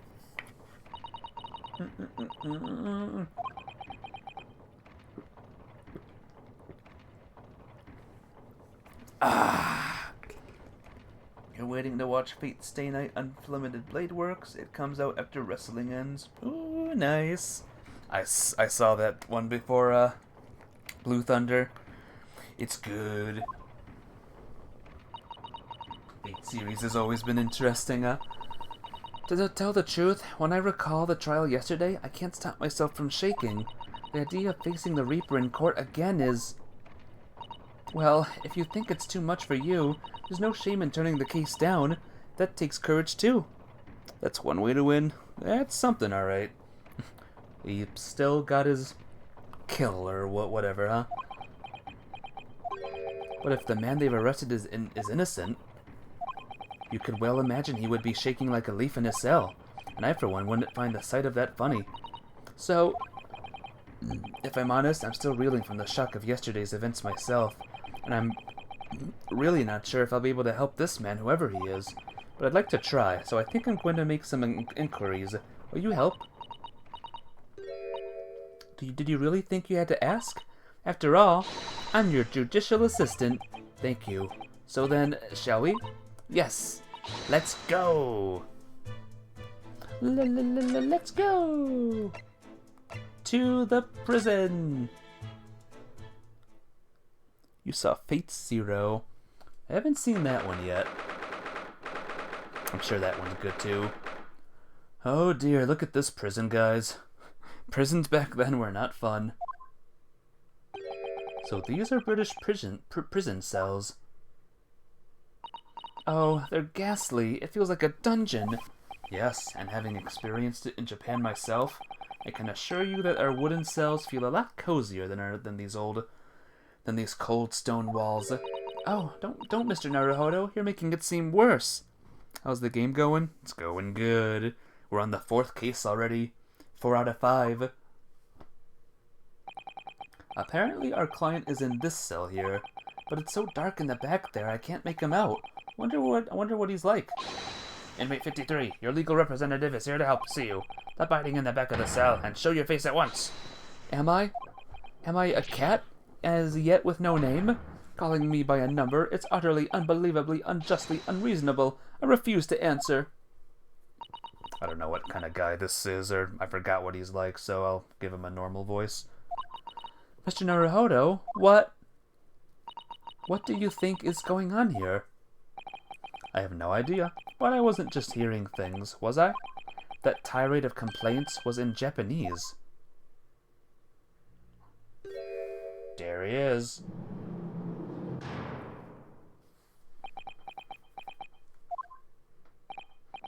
Excuse me, but who? Shh, quiet. They're all around, hiding. I know they are. They're watching, listening. Even now, I can sense it.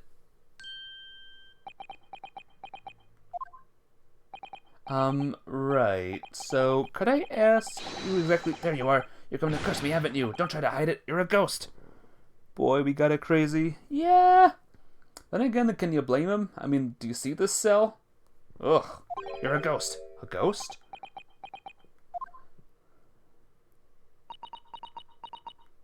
You mean you no harm, prisoner-san? Are you Japanese, by any chance?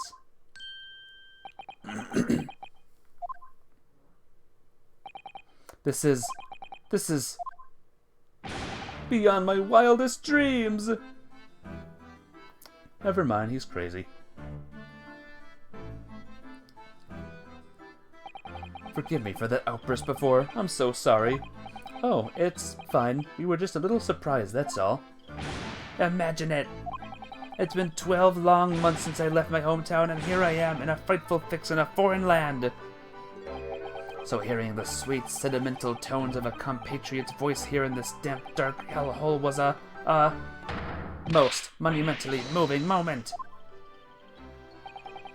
Who could have guessed that this new client Lord Strongheart assigned to us, turned out to be a fellow Japanese? Ah, what compassion my fellow countrymen show to dispatch a first-class lawyer all the way from Japan to defend a mere foreign student. Noble, nurturing, never-failing, Nippon! A first-class lawyer? Oh dear, I think there's been something of a misunderstanding here. I wonder, would you be so kind as to tell us what happened? Why you've been detained as a suspect, for example? Yes, I can. I will. Shan't, stay, sullen and silent. I'm not quite sure I understand what he means, but he seems happy. Yes, he does. I just hope he actually has a good reason to be. Thank you for your cooperation. I am a lawyer, as you said. My name is Ryunosuke Naruhodo.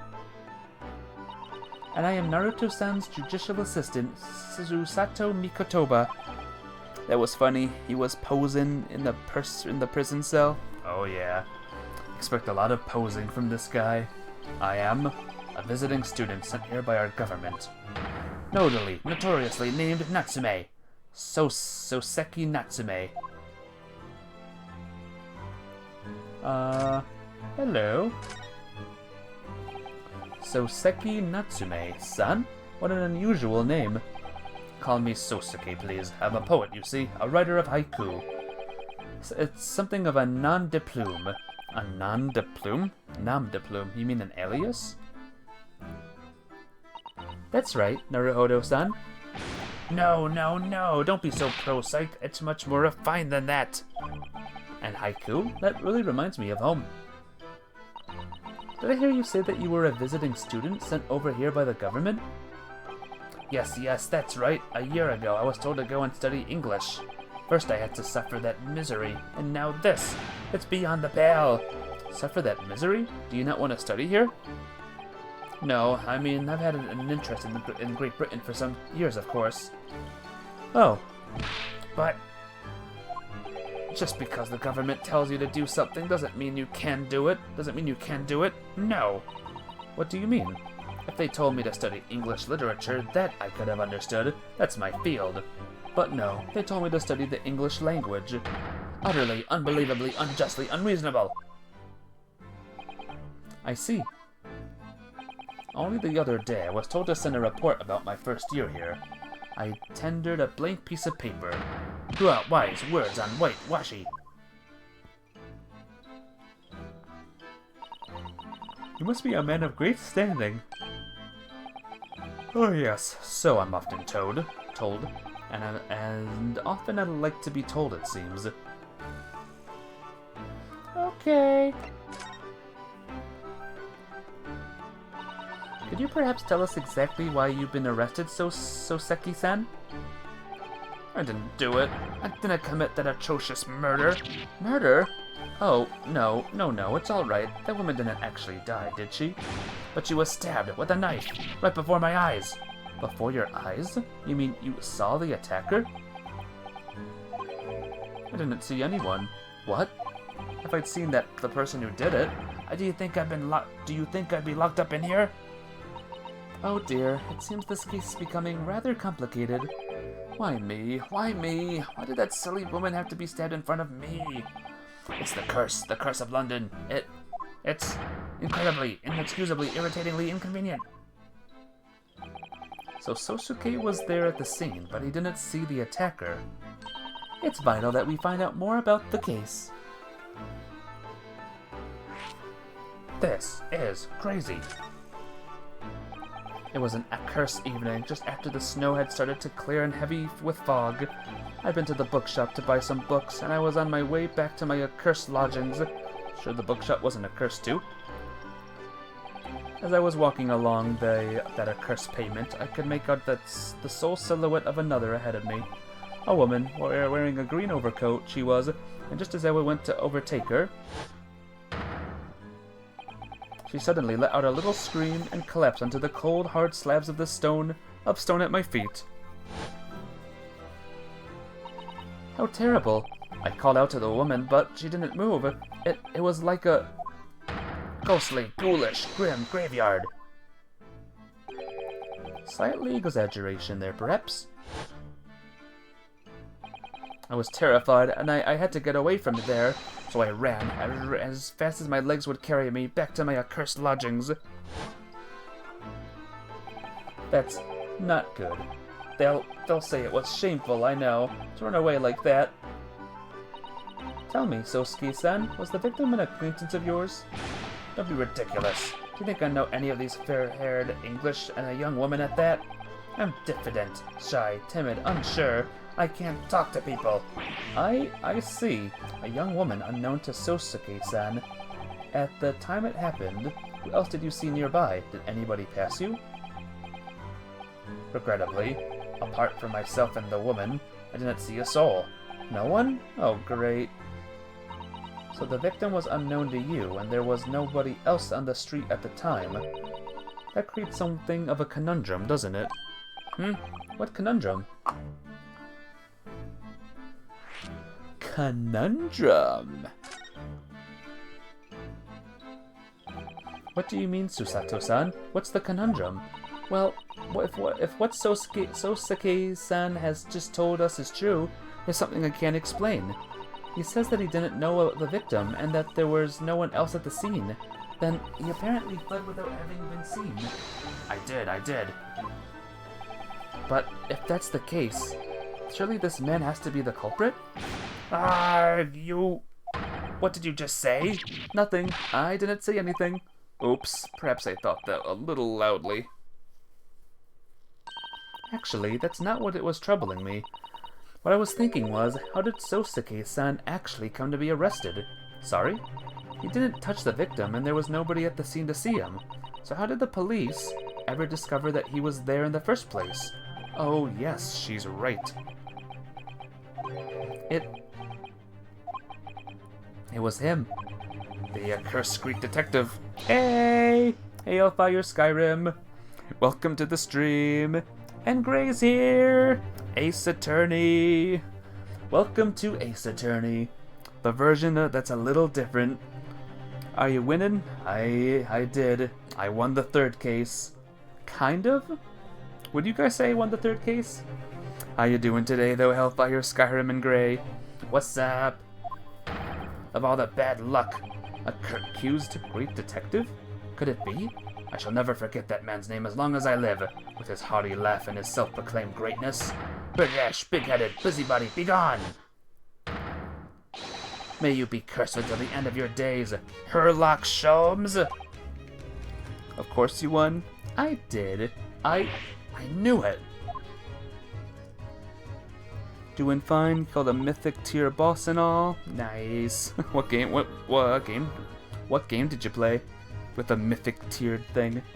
Mr. Sholmes?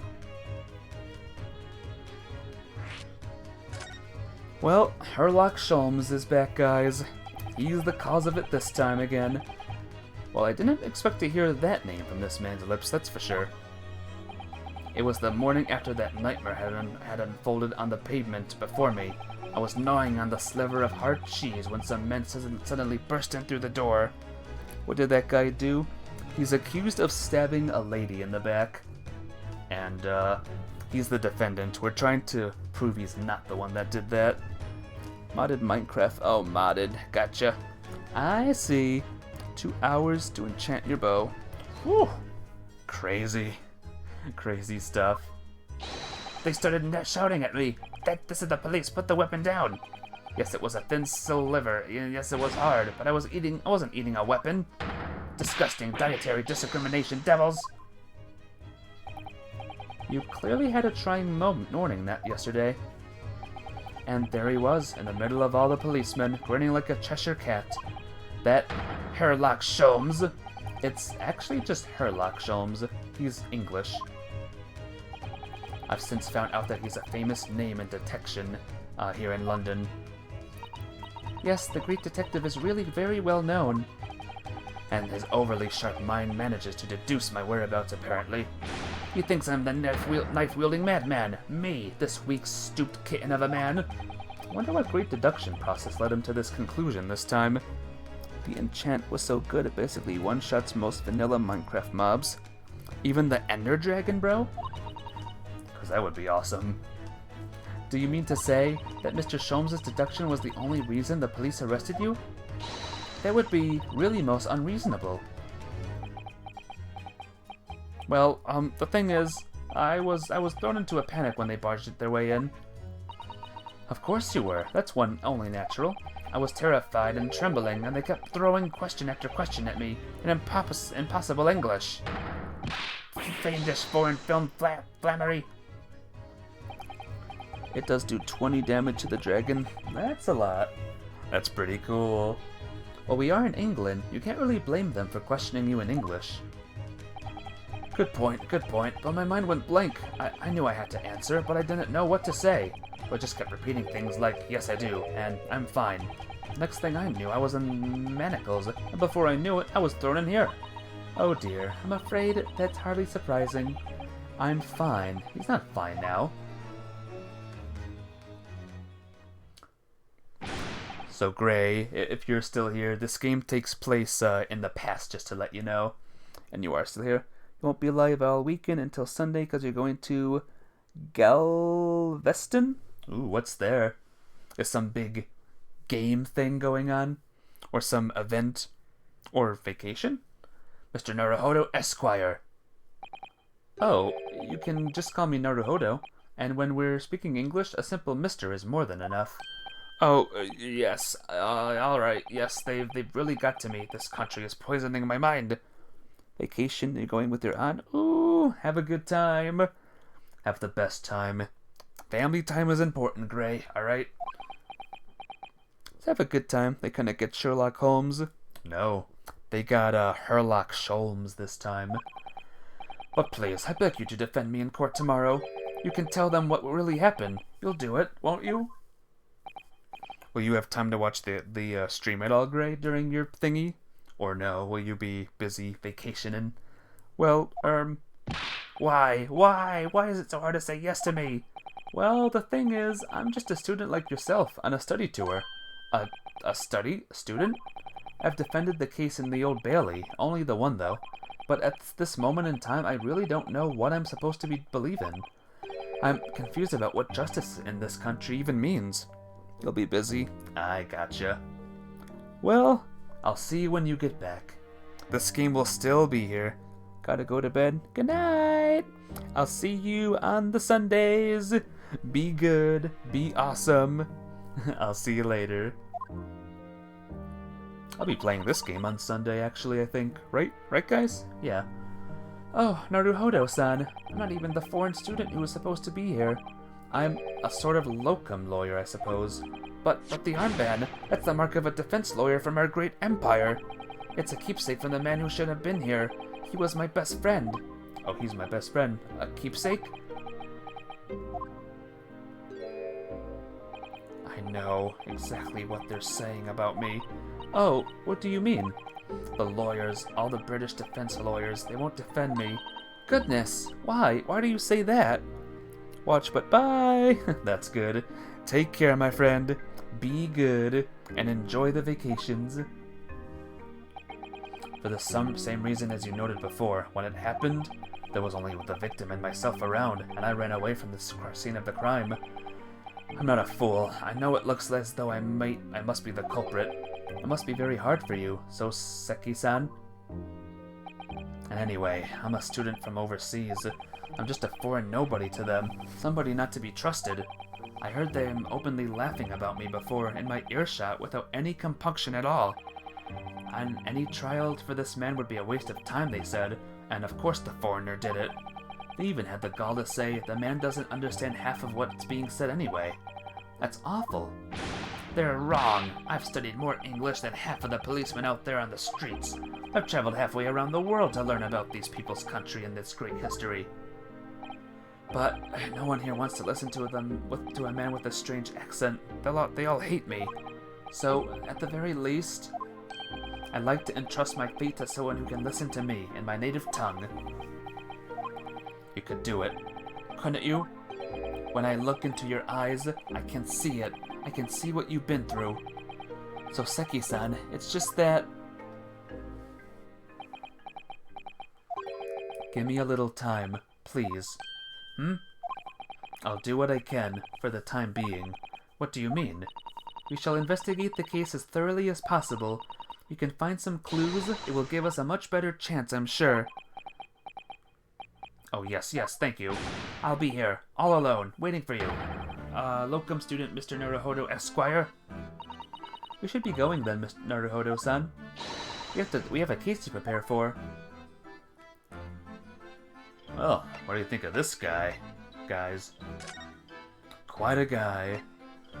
To Briar Road!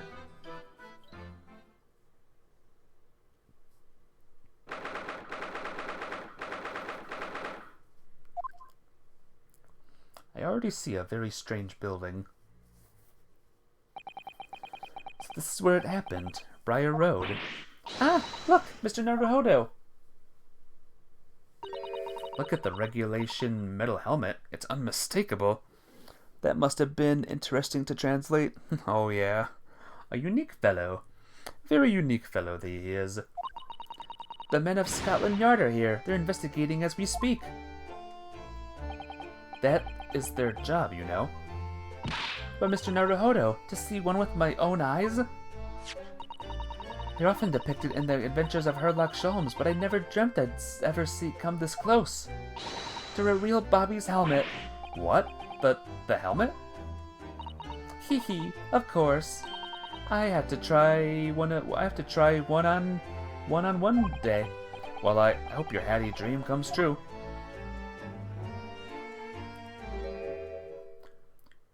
What are those things he's eating, do you think? Potato wedges? A poutine, maybe? What the Japanese delegation doing here? Oh, Inspector Gregson. This isn't on the tourist trail, I'm fairly sure you're well aware. Yes, of course. We're here to investigate. So you've been to this holding cells then? What do you make of the criminal?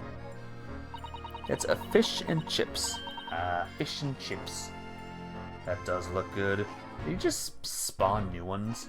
Look. This guy's a magician. He's a suspect. We'll see about that. You Japanese like to stick together, I suppose. Well, do what you will. It doesn't bother me. The bloke's in court tomorrow, whatever happens, and the verdict's a foregone conclusion. The stone-cold air of rejection. Take heart. London at this time of year is full of stone-cold air. That makes it worse somehow. Alright. Converse. Have to say this dude has no chin. No chin. Oh, he doesn't. Very scary. Very strange. Tell me about Scotland Yard, Inspector. Ever since I read about it in the Adventures of Sholmes, I've been fascinated by the place. The Yard is the most sophisticated policing organization you'll find anywhere in the world, ma'am. Oh, and you know, I've always dreamt of wearing a real Bobby's helmet. Does make them look the part, seeing that policeman there with his helmet on. You certainly get the sense that this is a man who will take no nonsense in his duty of protecting the city. Oh yes, doesn't he look wonderful? Being a London Bobby is hard going, I can tell you. Oh, really? First thing in the morning, you know what he does? Goes around and rouses all the laborers on his beat so they can get off to work. What? He wakes people up? Yep, reps on their windows with a long pole. Did it myself going back a bit. I had no idea. The Bobby works for the people of the town. It's just another one of his duties. After that, he starts tirelessly patrolling the streets all day long. He has to cover 20 miles a day. That's the regulation distance. I can't really imagine how far that is, but it sounds like a long way. Let me see. 20 miles, that's approximately the distance from Tokyo to Yokohama. On foot? That's definitely taking things a step too far. When it gets dark, of course, he has the important job of lighting all the gas street lamps. Oh my, and I suppose in between all those duties, Bobbies are expected to investigate cases as well? And chase after criminals trying to evade the law?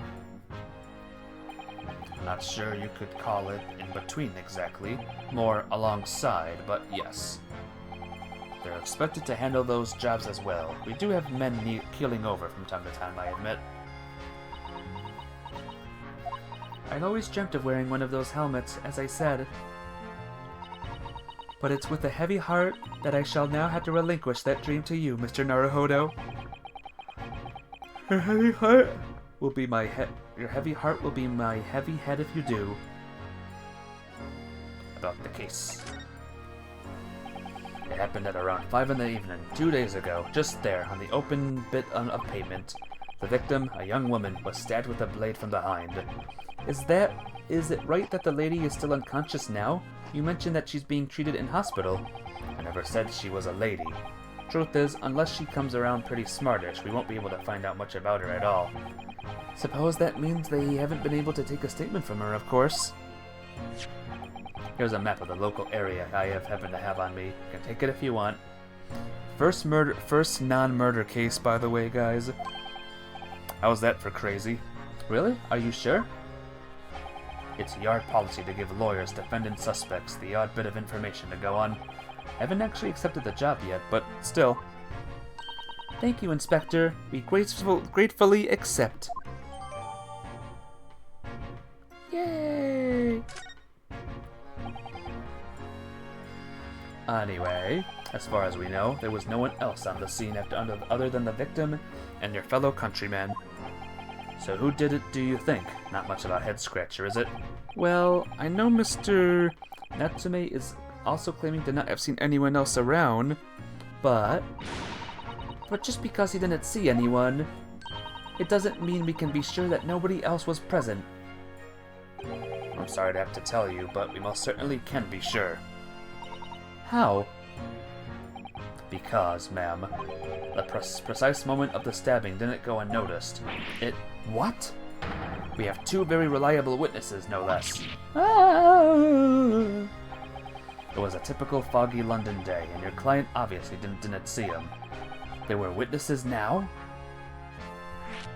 Witnesses? Give me a second, guys. Okay. Who are these witnesses, Inspector? A fellow and his wife, and the man's one of the most reliable and respected citizens in all of London. He's a copper from Scotland Yard. A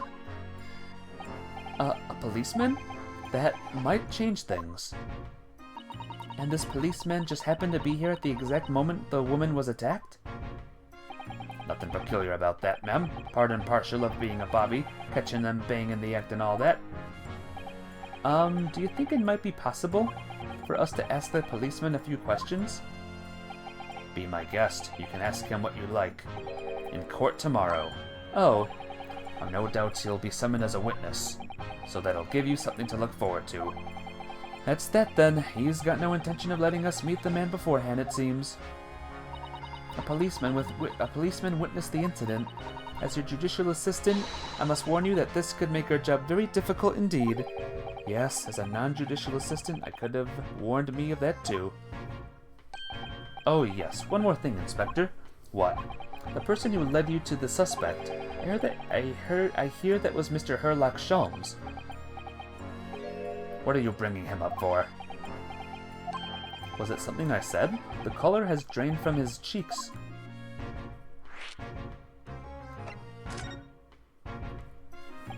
That twitchy Japanese bloke goes on trial tomorrow. Are you going to defend him or not?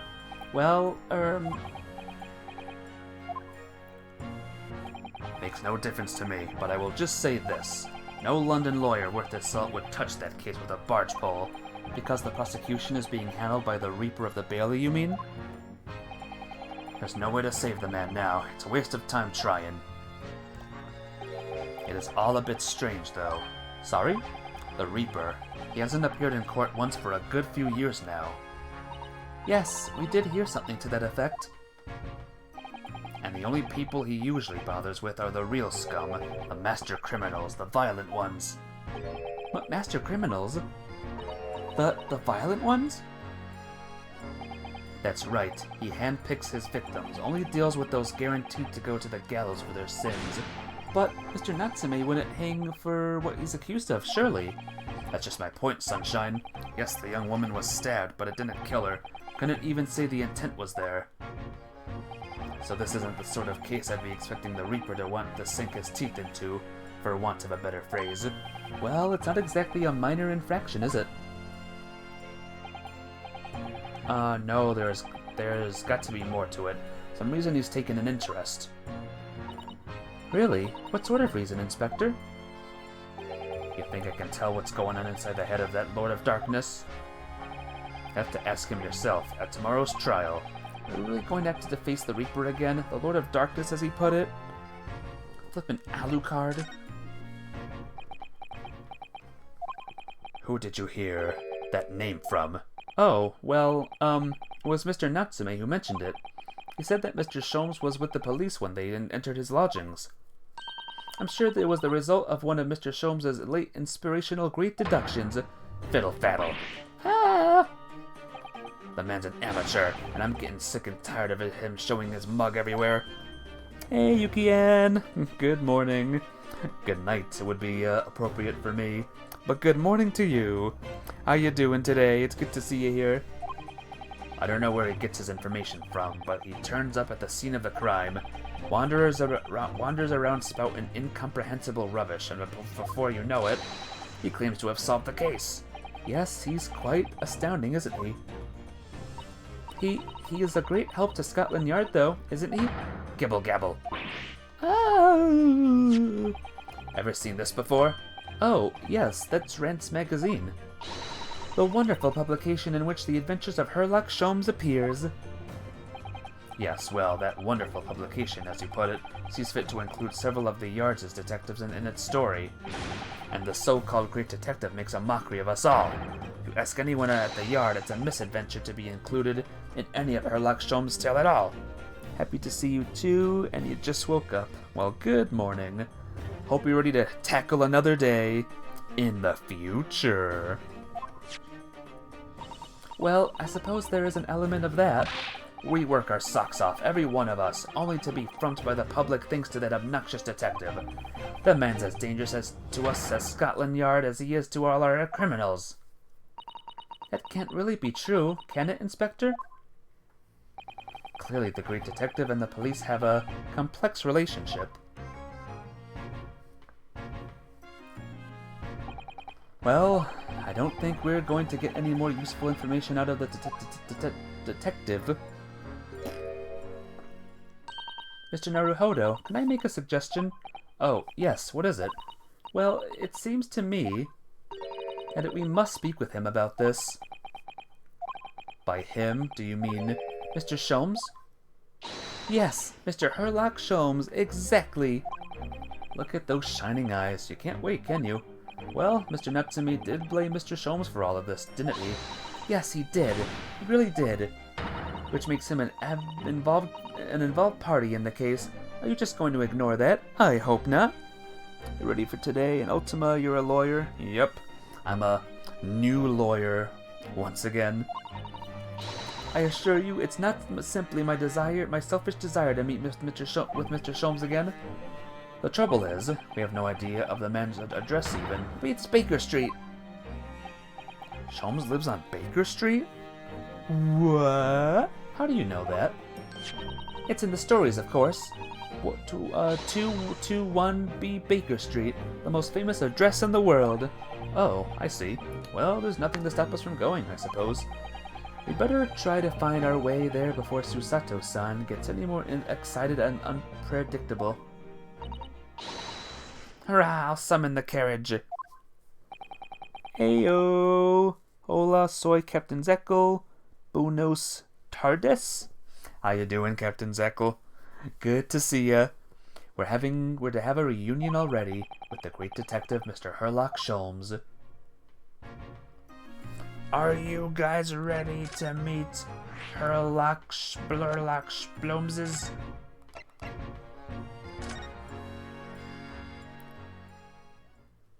Hope your day's going well, though. Oh, wait a minute. Well, what's going on here? Thank you very much. It's just up there overlooking the street. Good day. Thanks again. Good day. Bye-bye.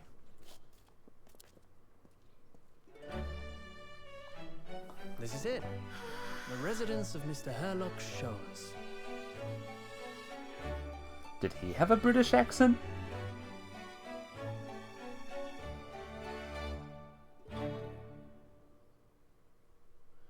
Oh, fiddle-dee-dee. Because a lawyer is me. So this is where the great detective makes his living. It feels surreal to be here somehow.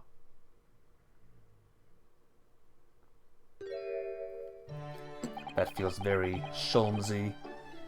You almost got it, but it means, hello, my name is Captain Zekel, good night. Oh, gotcha, and I butchered the last part. I don't know that language.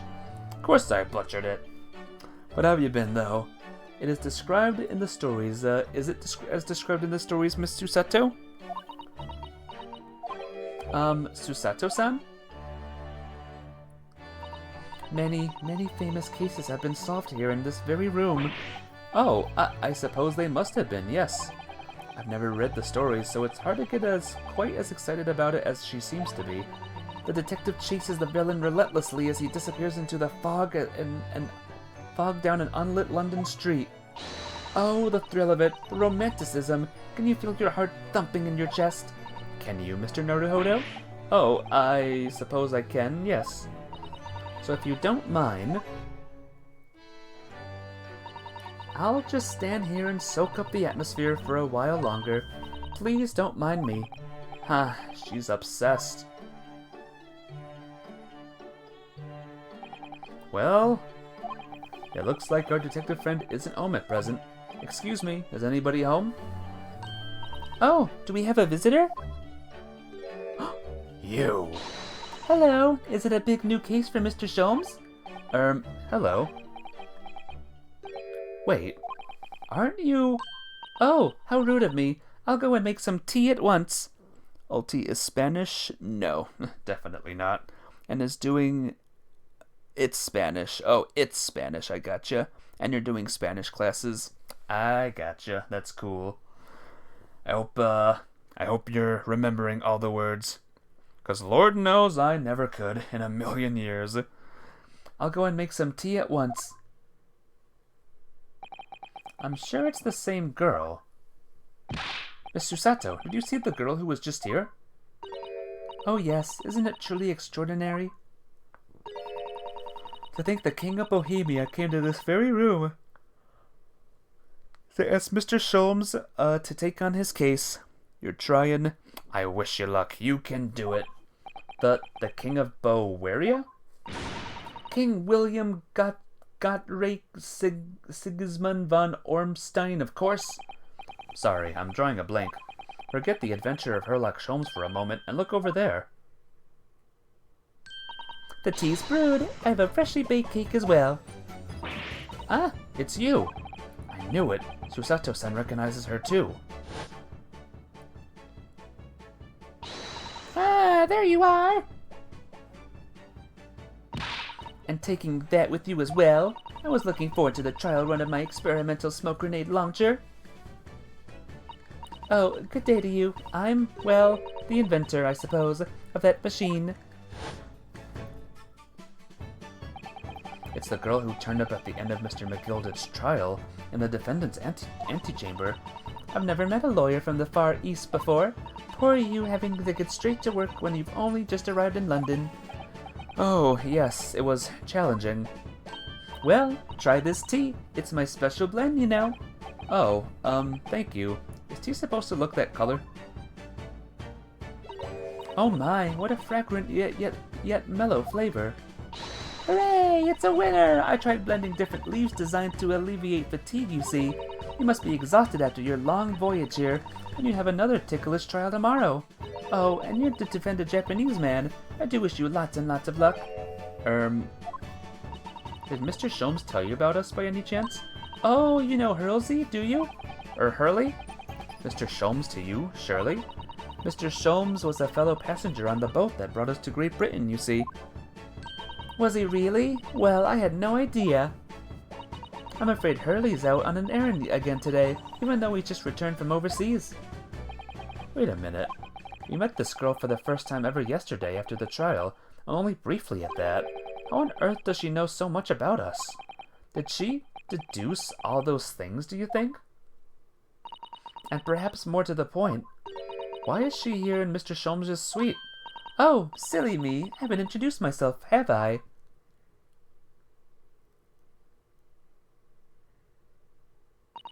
It's a great pleasure to meet you both.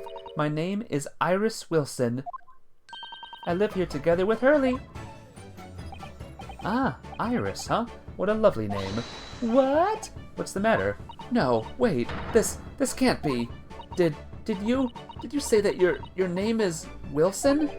What's the matter with Susato-san? Why is she so flustered all of a sudden? Yes, that's right. And what are your names? Oh, I'm Ryunosuke Naruhodo, a lawyer from Japan. Oh, sorry. I'm Mr. Naruhodo's judicial assistant, Susato Mikotoba. It's wonderful to meet you. What game are we playing? This is The Great Ace Attorney, the first of this collection, the first game in the collection, starring Phoenix's ancestor, Ryunosuke Naruhodo. And that's what we're playing tonight, Captain Zekel. Haha. Lovely, Susie and Runo. Got it. We don't talk about Susie and Runo? There's more to this girl than meets the eye. I have so many questions for her, I don't know where to start. Yes, and so do I. So, who the fudge are you? So it was you that we ran into yesterday, wasn't it? At Old Bailey? At the Old Bailey. Yes, that's right. You were ever so helpful. Thank you so much. Is that the John Watson of this world? Maybe. She could be. Or at least the daughter of the John Watson. Oh no, not at all. I'm so sorry we couldn't have been more welcoming. Though at the time, we did have a rather large gun pointed at us. Like this? Gulp. Ah, thinking back now, you left with Miss Lestrade in tow, didn't you? Oh yes, that awkward witness, Gina Lestrade. Oh, Ginny? Yeah, she's a professional pickpocket. So we found out. It was very naughty of her to pinch my invention like that. Are you referring to that trial-disrupting gun-like contraption? Exactly, so we followed her, you see, to get it back. Perhaps I should think about fitting a self-destruct mechanism in my inventions. This girl is dangerous. Anyway, I brought Ginny back here after that, so she could apologize to my trusty technician. Sorry, your technician? Hurley, of course, silly. Hurley? Yes, Herlock Sholmes. We live here together. I had no idea the great detective had such an interesting young daughter. Daughter? Not likely. What? I wouldn't call him Hurley if he was my father, would I?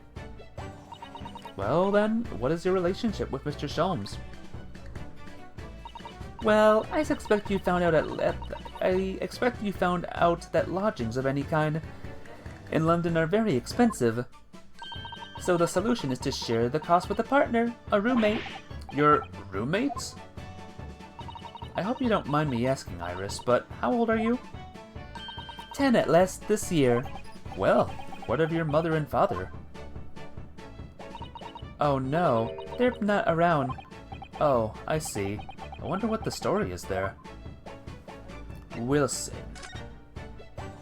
Wilson! Oh yes, there's something I must ask you. Of course. Go ahead, Susie. I'm a very great fan of The Adventure of Sherlock Sholmes and...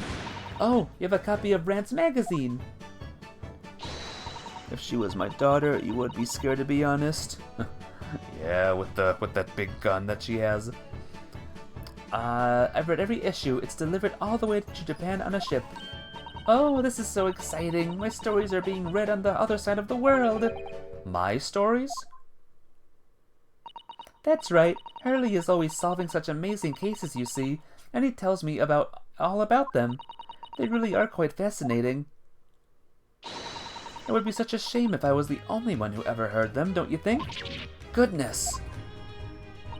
Last night, he was telling me all about a new case just he just solved on a steamship traveling from a faraway land. So I was just in the middle of typing up the manuscript for the next issue before you came. So you are the author? Yes, I'll let you in on a secret if you'd like. I'm going to call this latest adventure The Speckled Band. The Speckled Band? That's certainly very familiar. Of course, I always change one or two details in the stories, here and there. This time, I had the idea of making a venomous snake be the cause of all the trouble. Oh, that was Mr. Sholmes' first thought as well, actually. Yes, and of course I know that a snake might not be a credible fit for the facts of the case exactly, but it's a story. Some poetic license is justified to make it more thrilling, I think. Don't you? That sounds good. I know, right? Haha. So, do you mean to say, are the stories about Mr. Sholmes that are published in Rant's magazine all written by me? Yes, on my wonderful and very modern typewriter. But all the stories I've ever read are written by a doctor of medicine, by a Dr. John H. Watt Wilson. Susato-san's getting more and more worked up. Ah, yes, that's me. I mean, my name really is Wilson. But what about the doctor of medicine part? That's all true too. I am a doctor of medicine. No, what, 10 years old? At 10 years old? Well, that's quite incredible. But, Dr. Wilson is an English gentleman. Ah, yes. I did alter the settings slightly for the stories to be more compelling. She is young for an author, but that's cool. Very young. And an expert of medicine, apparently. Oh! Well, it sounds a little strange, doesn't it? A great detective with a 10-year-old girl in tow? I suppose it does, yes. Poor Susato-san. She looks like her whole world has just fallen apart. Your deductions? About before. Yes. What's on your mind, Runo? Do tell me. How did you know that I was a lawyer and we just arrived in London, I mean? Yes. Oh, and that we have a difficult trial tomorrow. How did you know all of that? Oh, that's what you mean. Please, tell us how you did it. Explain every detail. She's awesome to be a doctor at 10 years old. Well, maybe not a doctor, but maybe she just knows medicine. Or that's the role or something. I don't know. Of course, I'd be delighted, although there surely is no mystery. Now, let's begin. Iris Wilson is proud to present her Logic and Reasoning Spectacular. Whoa. First of all, I knew already that you were a lawyer, Runo. After all, I met you yesterday at the Old Bailey in the defendant's antechamber. But you also said that we'd only just arrived in London. How did you know that? I observed a passport and travel ticket protruding from your breast pocket. Oh. So I was reasonably confided that you must have only just arrived in the country. How's she doing all this? 'Cause she's amazing. And on top of that, you accepted a case against that particular prosecutor, telling me you were unaware of London's court affairs. The Reaper of the Bailey. I walked right into that one, didn't I? Then I noticed a red ink stamp on the back of Susie's hand. You were given that when you visited the local prison to meet with the suspect, weren't you? Earlier today. Explains how Sholmes is presented as the smart and not a fool. He gets there eventually, but his road's very indirect, so to speak. Yes, very true. Ah! They use those stamps to keep a close eye on comings and goings, you see? I didn't realize. And a red stamp is only used for people visiting foreign inmates. So, that told me that even though you had only yesterday concluded the trial of Magnus McGilded, the two of you had already had cause to visit a foreign inmate at a local's prison. However, neither of you was wearing a particularly sad expression on your face. Whoa! Hey Zero, thanks for the raid. How was Trails? How was the Trails third game?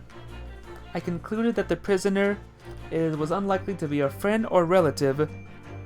Chapter 3 done. Woo! More to go. Look forward to it.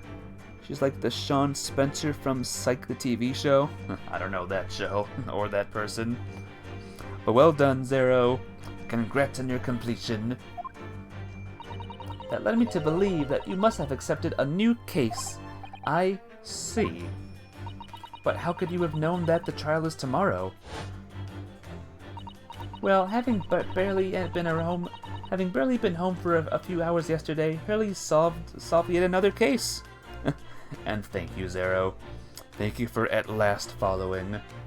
Now, will this be a jape follow, or the real deal? Have I played my cards? Have I forced you into a corner at long last? Ha ha ha ha ha ha. You forced my hand. Yay! I did it at long last. Now I'll just unfollow Zero, and no, I'm joking. But yes, thank you at long last. It's obvious he amused him. He told me he'd caught a Japanese man who was bawling and trembling. A Japanese man? Well, clearly that must have been Mr. Natsumi. Now, Runo has the fancy Japanese sword. And I think your outfit is called a kimono, isn't it, Susie? Well, anyway, it was clear to me that you both come from Japan yourselves. So I put two and two together and decided you must be defending the Japanese men Hurley caught. And there was only one conclusion those facts could lead me to. You both came here to ask Hurley about the case. There's a note on the mantelpiece that says the man's trial will be tomorrow. Hurley is always stabbing his notes with a knife, you know. He is silly. And that's all there was to it, really. Thank you for listening. I'm Iris Wilson, and that was one of my great deductions. Did you get any new characters, by the way? Zero from the Trails door thing? From the Door of Wonder? Well, was it a winner? Were my deductions correct? They were spot on. That was amazing, Iris. Truly a great deduction. You even managed to discern something of Mr. Sholmes' delivery. Oh well, I was just copying Hurley's style for that. This is really very good news. You could tell us all about the case involving the Japanese man. You will, won't you, Iris? Please? Yes, tell us, all-knowing tiny girl. So yesterday, Mr. Sholmes has apprehended a Japanese man. You were saying? Yes. Hurley had just arrived back in London after his sea voyage, but the police were waiting for him at the railway station to take him directly to the crime scene. Ah, the great detective is a popular man, it seems. Apparently, a woman was stabbed on a quiet street somewhere in town. There were witnesses who had seen a short, shifty-looking, stooped man running away from the scene. A short, shifty-looking, stooped man. Mr. Natsume, beyond any doubt. Sosuke-san said that he didn't see anybody else on the street at all, but it seems there were witnesses after all. Hurley used his great deductions powers to determine the man's address. It was a lodging room very nearby. He went directly there with the police, and what did they find? A short, shifty-looking, stooped man shivering in fear. Ugh, Mr. Sholmes' great deduction certainly hit the mark that time. Of course it did. He's a great detective. Still, that means the incident occurred only 2 days ago. Surely tomorrow is too soon for the trial, isn't it? Definitely. We have no time to investigate properly. Hurley says that London is rife with crime. Oh! Scotland Yard is doing its best, but they can't stay on top of it, apparently. Oh dear, I hadn't realized the situation was so dire. That's why they can't afford to spend too much time investigating cases and trying the criminals in court. Staff and money are both short. Crimes are usually pinned on the first suspicious person. That's terrible. I suppose it's the harsh reality of the workings of the world's greatest justice system. Am I gonna go? Oh, you're gonna go to sleep. Good night, Captain Zekel. I'll see you tomorrow. Be awesome and be well. And, have a good nap. Auf Wiedersehen. That's how you say it, right? Auf Wiedersehen. That's how you say goodbye in Spanish, I think, right? Yeah, that's it. Not German. I hope I don't hold much out for Sosuke-san. Soseki-san, rather. Thank you for answering so many of our questions, Iris. This has been a very informative... Oh, you're most welcome. I have had so much fun. Do you happen to know where Mr. Sholmes is at the moment? As you guessed, we'd like to ask him some questions about this case as well. Well... Lol... Auf Wiedersehen? I probably said that wrong, too. Other words are hard. Other languages are hard. English is already hard for me. Well... I expect Hurley is still investigating the scene of the case involving Mr. Natsume, you mean? Yes, Mr. Natsume. Miss Hurley said he was going to the man's lodgings.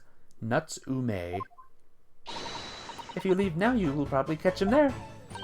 Iris, do you know where those lodgings are? Well, I imagine the police are still investigating the crime of the scene of the crime themselves, aren't they? Did you happen to come across a detective by the name of Gregson while you were there? Yes, we know Inspector Gregson. Ah, goody. In that case, give Gregsy this from me, would you? If you do that, I'm sure he'll tell you what you want to know. What is this? A 5-shilling piece and a postcard, it seems.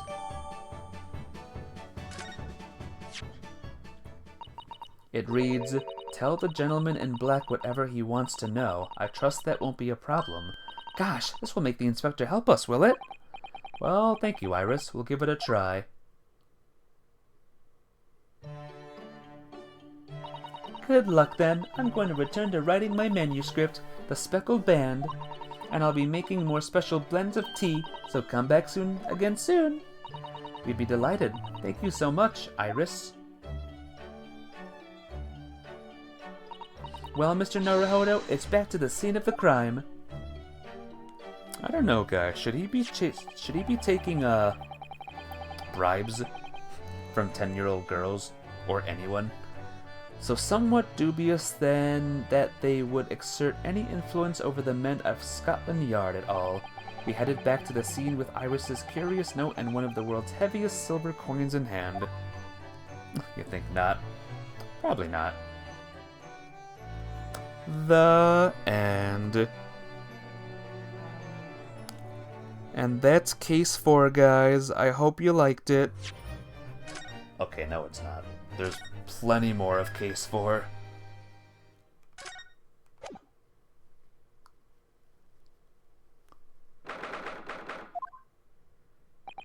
It looks as though the police are still here, carrying on with their investigation. But monies! He gets monies. Perfect. So let's find Inspector Gregson as quickly as possible. Yes, and let's see if he'll take a break from his chips to look at that silver tip Iris gave us for him. There you are. You piece of poop. I mean, there you go. All yours. Inspector Gregson, do you have a moment? I'm sorry to say I don't. I'm a very busy man. Much too busy to talk to a pair of foreign gadabouts, that's for sure. We have these for you. A present from Miss Iris Wilson. What? For me? From her ladyship? Her ladyship? Give that here, at once. Come on, hand it over. That's for me. Don't wait for me to give it to you. Will you? What was that coin exactly? It's a silver crown, obviously. But it's a lot more than that. It's an appearance fee. That's what it is. An appearance fee? Oh, I see. You mean... That's right. For the adventures of Herlock Sholmes, her ladyship always offers me a little financial reward for featuring me every time. Yes, of course. I know all about your exploits, Inspector. I read them avidly. Does he always have French fries with him when you're talking to him? I'm gonna go with... yes. He always has fish and chips and fries. Of course, her using my name without my say-so does make me the butt of a lot of unpleasant jokes, but still. I'm sorry, Inspector. It must be difficult for you. never you mind that. So, what do you want to know then, eh? Sorry? Tell the gentleman in black whatever he wants to know. I trust that won't be a problem, it says. Well, obviously it's not a problem. Go on, fire away. What do you want to say? What do you want to say? Well, if you wouldn't mind, Inspector, we'd very much like to know the address of Mr. Natsume's lodgings. Ah, the little knife-wielding, mustached Japanese fellow. He lives in a right old hovel. It's just over there. Look. On the first floor of the house on the corner, where that wretch of a bicycle propped up. That is nearby indeed. If I remember rightly, the landlord is a Mr. John Garadeb? Is that how you say that? Garadeb? Right, well, if you see her again, you make sure to give her ladyship my regards, you hear? I mean it, you tell her that Gregson sends his very best wishes. Don't worry, Inspector, we will. Best wishes, that's what everyone in the Universe season says. Goodbye for now then, and long live her ladyship. Well, at least he told us that what we wanted to know before he left. Yes, so then, shall we go and see what we can find in the Mr. Natsume's lodgings? Definitely. Definitely! What is with this bike, by the way? Oh, a British bicycle, look! Although, the wheel is so misshapen, I'm sure it couldn't possibly be ridden anymore. Someone must be doing some breakneck cycling. Seems bicycles have become extremely popular in London recently. There's even a movement to change the women's dress to allow them to ride as well. The bicycle fad won't last. I don't see why anyone would want to ride something like that. Goodness, do you dislike bicycles? No, not at all. I mean, it's not like I dislike them exactly. Just that any occupation that involves taking both your feet off firm ground seems reckless. Garadeb? Debereg? I have no idea. I don't know either. If you ever tried walking on stilts and fallen into a river, I know you'd agree with me. Well, I'll have to hire a bicycle sometime. You can sit behind me while I ride you around. Yeah, the bicycle fad will never last, guys. Never, ever, ever. Crazy talk.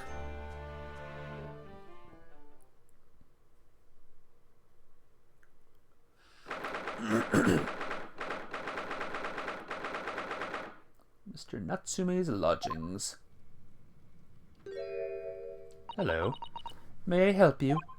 Ah, yes. Would this be the residence of Mr. John Garadeb? Indeed it would, sir. And who might I say is calling?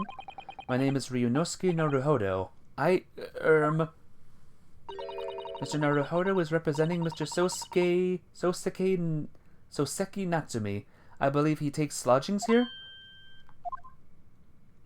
We would very much like to ask him some questions about our client. One moment, please.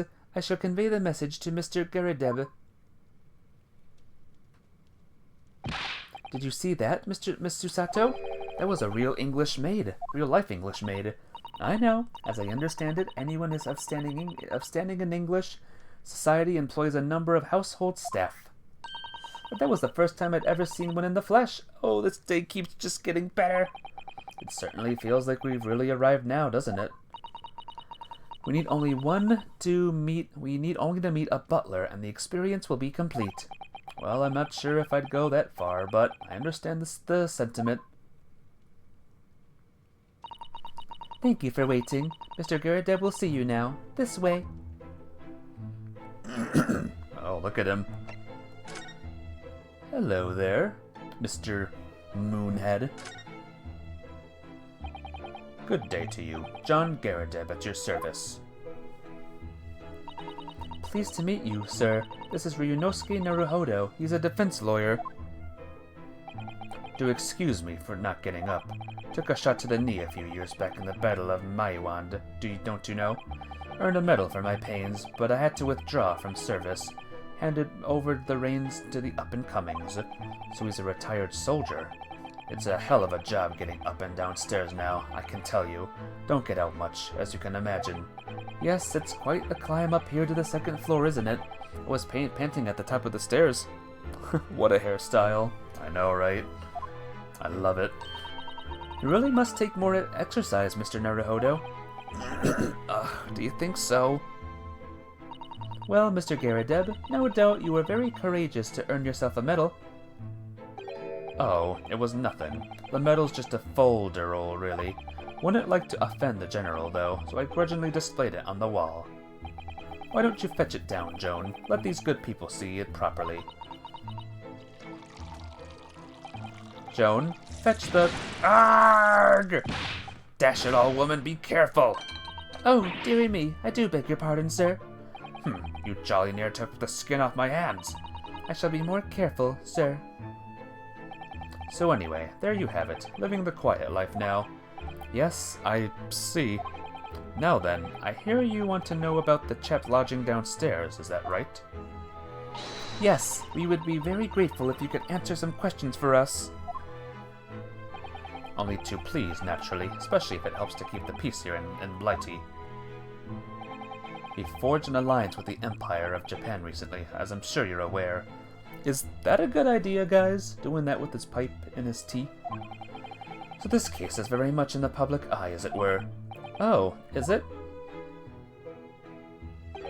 Even had some famous detective poking around, you know, in this old house, would you believe? Poor guy, that looked painful. A little bit. It's the 19th century, they didn't care. Whatever. Little bit of smoke. Pipe smoke in the tea. Whatevs. Yes, Mr. Sherlock Sholmes. Could have been. Didn't catch the chap's name. Not really my cup of tea, all that detective business. Oh, but you have a copy of Rant's magazine here, so... No. Anyway, the chap's investigating the foreigner's room as we speak. Suizan Soseki's room. It's a bally nuisance is what it is. The whole neighborhood's twitching in curtains now. I don't like all this fuss. It's jolly unsettling.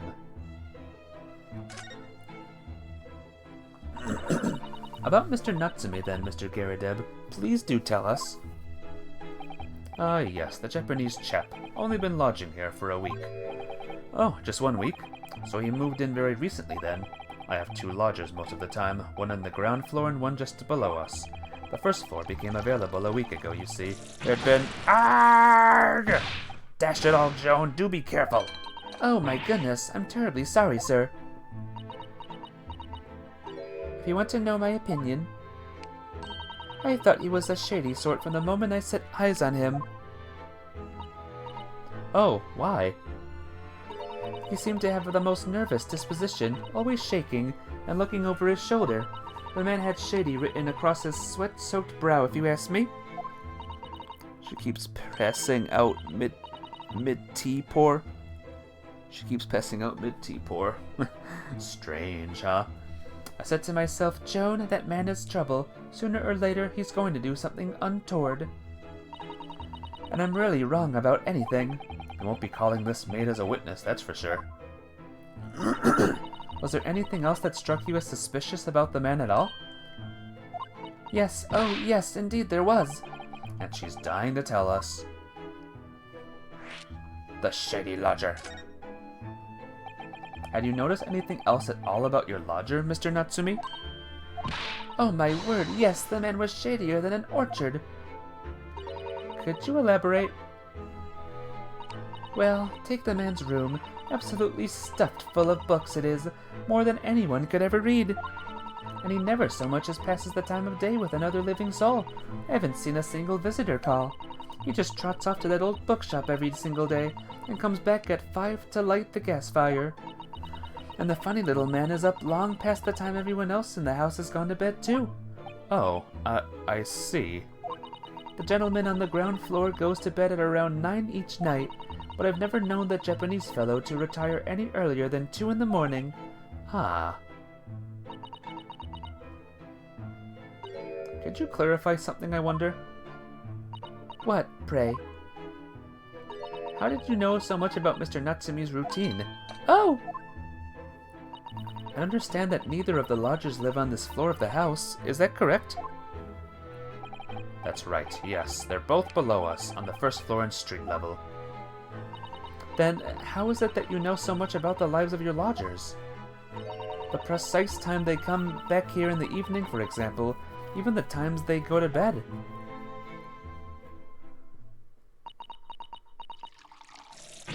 Arg! Good grief, Joan, be more careful, woman. Oh my goodness, sir. I'm terribly sorry, sir. Something doesn't add up here. Strange, huh? That one was on purpose. How do you know? You don't know. Maybe. It seems that this incident took place at around 5 in the evening. Did you happen to look out the window at around that time? The window? Yes, we noticed that the window over there looks out over Briar Road. The incident took place on the pavement just on the far side of the street. Was there anyone suspicious loitering nearby? 5 o'clock is dinner time in the Garibdev household, so I'm afraid I don't remember seeing anything. How about you, Joan? No, sir. It would have been dusk outside already at that hour. And with the fog as well, I should think it would have been quite impossible to see the other side of the road. Oh, I see. Did you notice anything else out of the ordinary then? Such as? Anything at all, even if it seems unrelated. Well? Yes, was there something then? Well, it's nothing particularly significant, but at around that sort of time in here, there... Arg! For the love of God, Joan, watch what you're doing! Oh, dearie me, what have I done? I'm awfully sorry, sir. Do be more careful, woman! Of course, sir. If I may, Mr. Narrow Hollow? Oh, yes?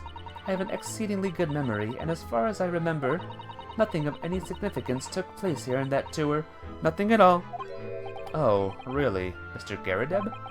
The way you were talking before, it sounded rather like there might have been.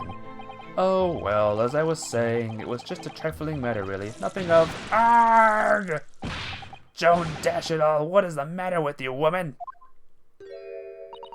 Begging your pardon, sir. Nothing happened. Yes, quite. Nothing happened. We sat down into a quiet, uneventful meal. Joan? That's right, Mr. Garibdev. What is the matter with these two? It sounds like something happened here in this room on the evening of the incident, but what?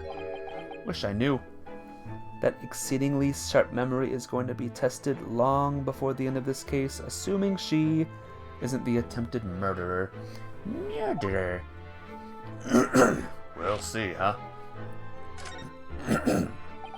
Can you tell us which floor Mr. Natsume's room is on? Why, certainly, just below us on the first floor. Excuse me. And Mr. Sholmes is investigating there even as we speak?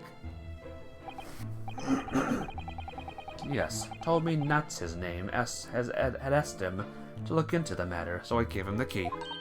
Mr. Natsume has engaged Mr. Sholmes' services? That's a blatant lie. Would it be alright if we also had a look around in Mr. Natsume's room, I mean? Don't see why not. It's just down one flight of stairs.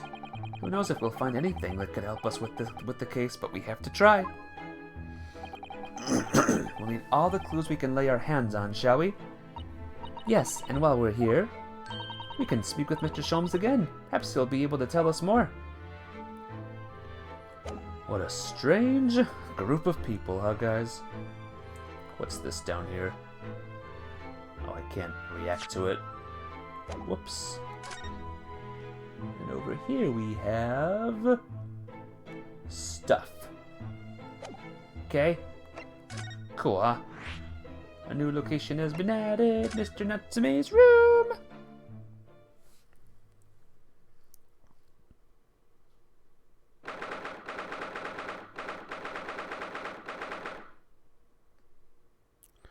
Give me a second, guys.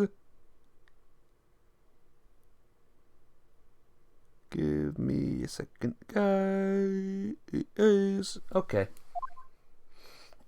There's a kitty here. What? Just look at this place. And smell it. It's so musty in here. Suppose it's the mountain of old books that are responsible for that. I don't think I've ever seen so many books in all my life. No, me neither. It's so dark in here, too. Is that the window over there? Well, it was the window, I think, yes, once upon a time. But for some reason it's been closed up with bricks and mortar. So this is where Mr. Natsume lives. By the way, I haven't spotted Mr. Sholmes anywhere, have you? No, that's true, but according to what Mr. Garibdeb told us, the great detective should be around here somewhere investigating. It's the cat. Obviously. Well, give me a second, guys. Head to the right side. Look at all those books stacked up there. They almost reach the ceiling. They're all works of English literature, and they all smell so musty. With this volume of books to hand, you'd never be short of reading material, would you? No, what a dreamy idea. A bad dream, maybe, for me at least. Mind you, I don't imagine the book that's at the bottom of the pile now will ever be reread again. Ah, so reading it is an experience that comes but once in a lifetime, just as the tea ceremony teaches us. Certainly didn't expect the conversation to turn down the path of tea ceremony philosophy. Okay. Give me a second, guys.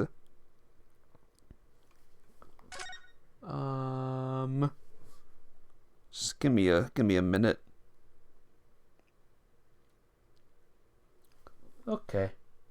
Cat. Ah, kitty cat. Love him. Oh my, what an adorable little cat. Perhaps he's looking after all the books while his master's away. I don't know about that. He disappeared into that pile of books as quick as a flash. It was a tricolor Mickey? Wasn't it? Did they even have that sort of cat here in Great Britain? Perhaps Mr. Natsume brought the little creature with him from Japan. That's made me feel homesick now. Already? We've only just been in the country for 2 days. What about this cat? Oh look, it's a beckoning cat from home. It's a bit big and bulky, isn't it? Surely Mr. Natsume didn't bring that, Maneki Neko all the way from Japan with him. I hardly think you're in a position to comment, Mr. Naruhodo. Are you forgetting that the enormous Daruma doll that you brought in your luggage? Well, it can be dangerous traveling abroad. I wanted a lucky charm. Well, I imagine Mr. Natsume wanted the same, and this cat is sure to beckon good luck to him. It's not doing a very good job so far, is it? You mustn't say such things. I didn't say a word. Why are my eyes such a giveaway? Alright, give me a second. Pile of books. Behind pile of books.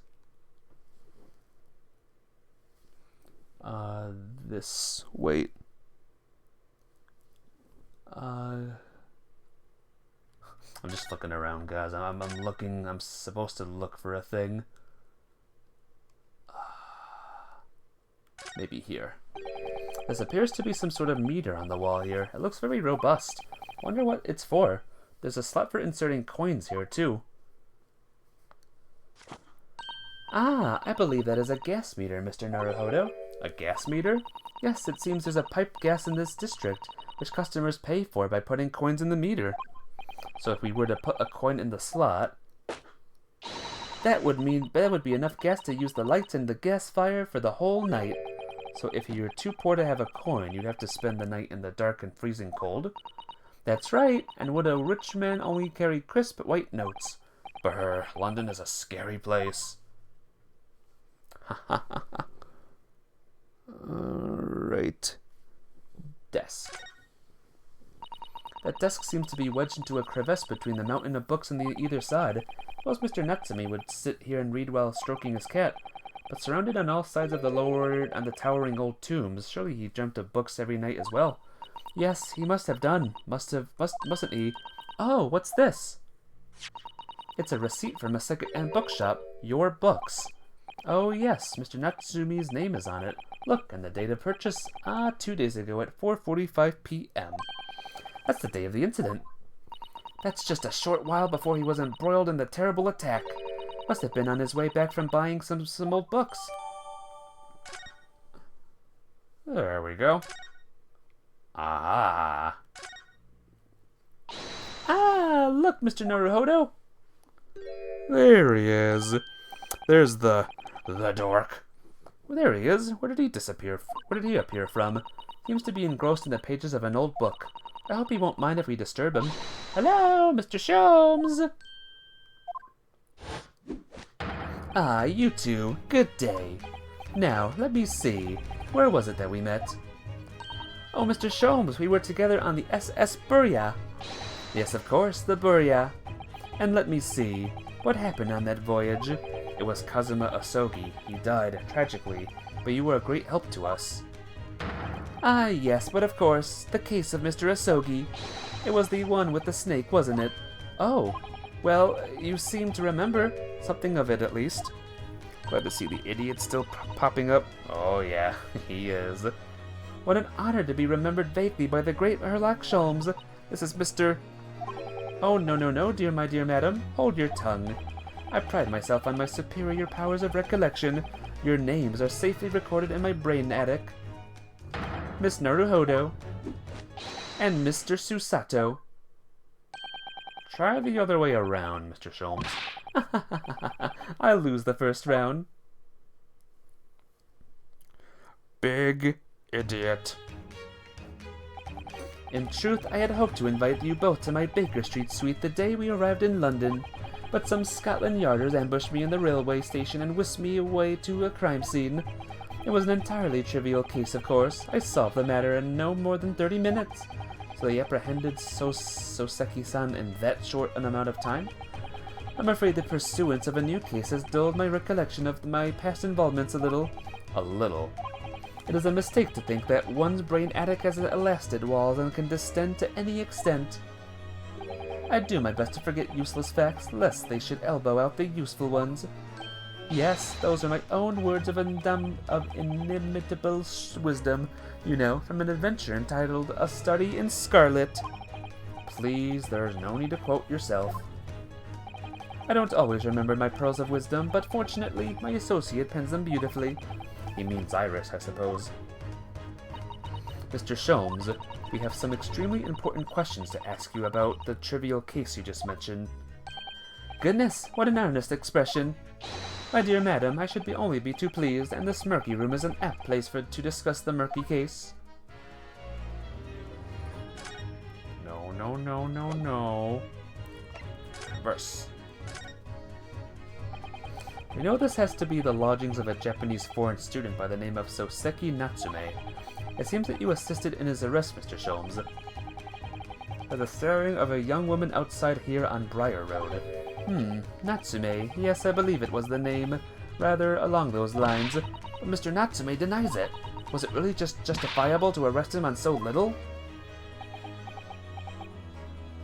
I'm sorry, Miss Susato, but I have not the slightest idea what you mean. What? I can't believe he was looking Susato-san squarely in the eyes while feigning ignorance.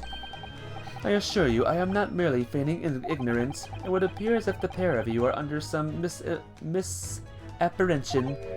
Oh, how? I assure you, I have no recollection of accusing your stooped compatriot of the crime, but that doesn't make sense. The good detective of Scotland Yard made the following request of me, and I quote verbatim. We need you to ascertain the identity and whereabouts of a man seen fleeing the crime scene. Ah, a man seen fleeing. There was a number of books scattered on the pavement at the scene. From the book plates, I was quickly able to determine the bookshop from which they had been purchased. On speaking with the proprietor, I was immediately led to this address. Elementary, wouldn't you say? I believe there's a receipt around here somewhere from the establishment in question. So you don't think Mr. Natsume is the culprit, then? I cannot tell you. But it was aggravating my faculties, hence why I returned here. However, this place is such a trove of fascinating books, I found myself quite lost in bibliophily. Do not be deceived into believing that I am a man of leisure. No. Oh dear. Mr. Girideb, the landlord. Ah, tell me, have you encountered the landlord of these lodgings? Yes, Mr. Girideb, a retired military man. It was the first time I'd ever met a soldier from the Great Britain's institution that is the services, and it was the first time I've ever met a maid from the Great British institution that is service. I didn't think it was that funny. I do apologize. As you may well be aware, many households in London employ a maid.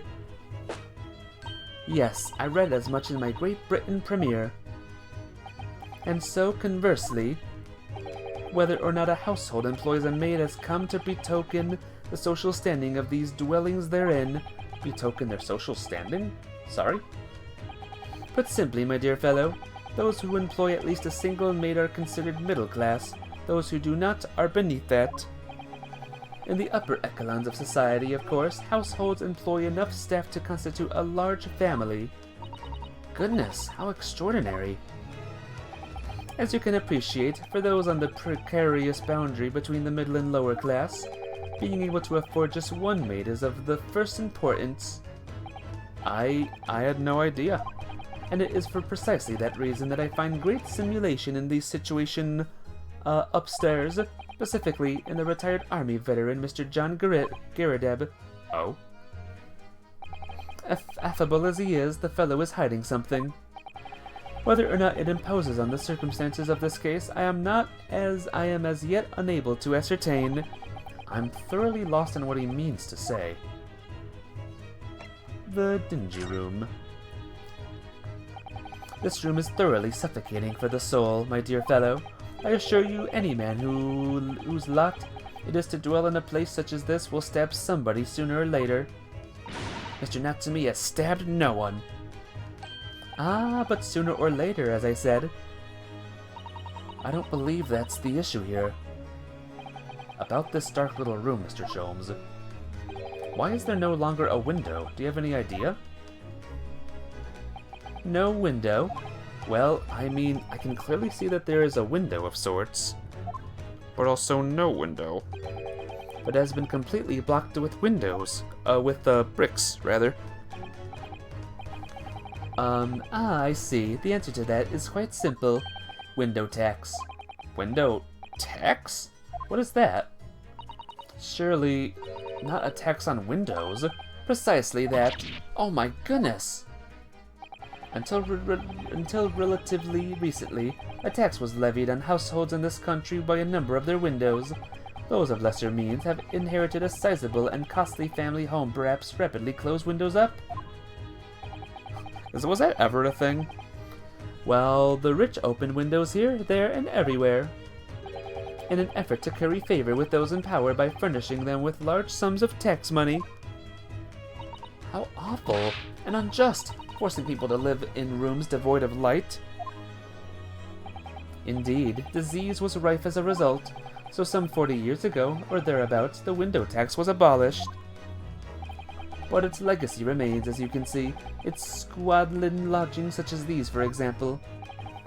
I suppose Mr. Natsumi's stipend for living here in London isn't very generous, perhaps. It would appear so. I've done a little digging, and discovered that these lodgings were offered at an extraordinarily low price. Because the room is so awful, I should think. Apparently, Mr. Natsume only moved in here about 1 week ago. Yes, that's correct. However, I don't believe the low rent is explained by the shabby nature of the accommodation. Oh? Still, that is of little relevance here, a matter not worthy of further attention. Are you sure? I'm curious now.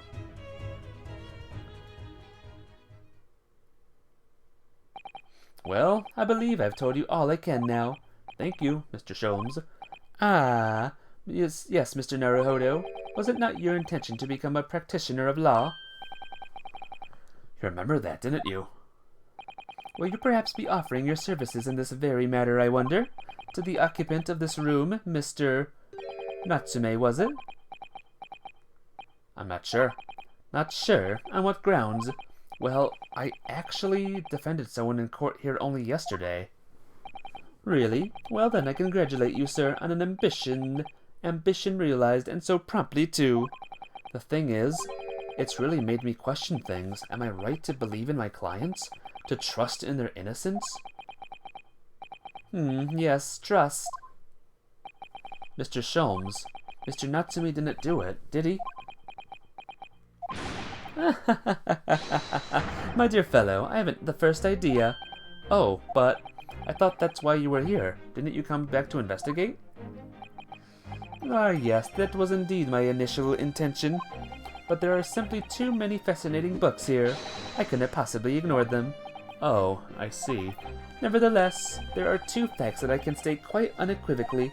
The man who fled the scene of the crime 2 days ago was the Japanese occupant of this room, and there are witnesses who swear to having seen the same man commit the crime. That is all I can say. And on one more thing. Oh, what is it, Mr. Sholmes? Tell us. I cannot say with any certainty that whether or not it is relevant to this case, but I'm quite sure that the retired army man who owns this property is hiding something. Mr. Garadeb is? Mr. Sholmes said as much before, actually, didn't he? Anyway, at present, that is really all that plays in my mind in relation to this case. Mr. Naruhodo, as yet our investigations have uncovered nothing that could help establish Mr. Natsume's innocence. No, you're right.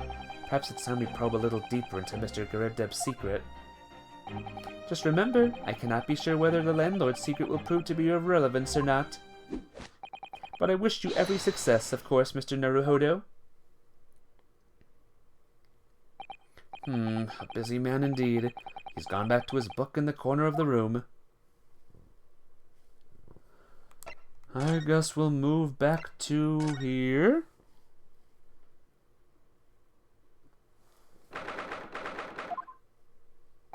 Ah, you pair again.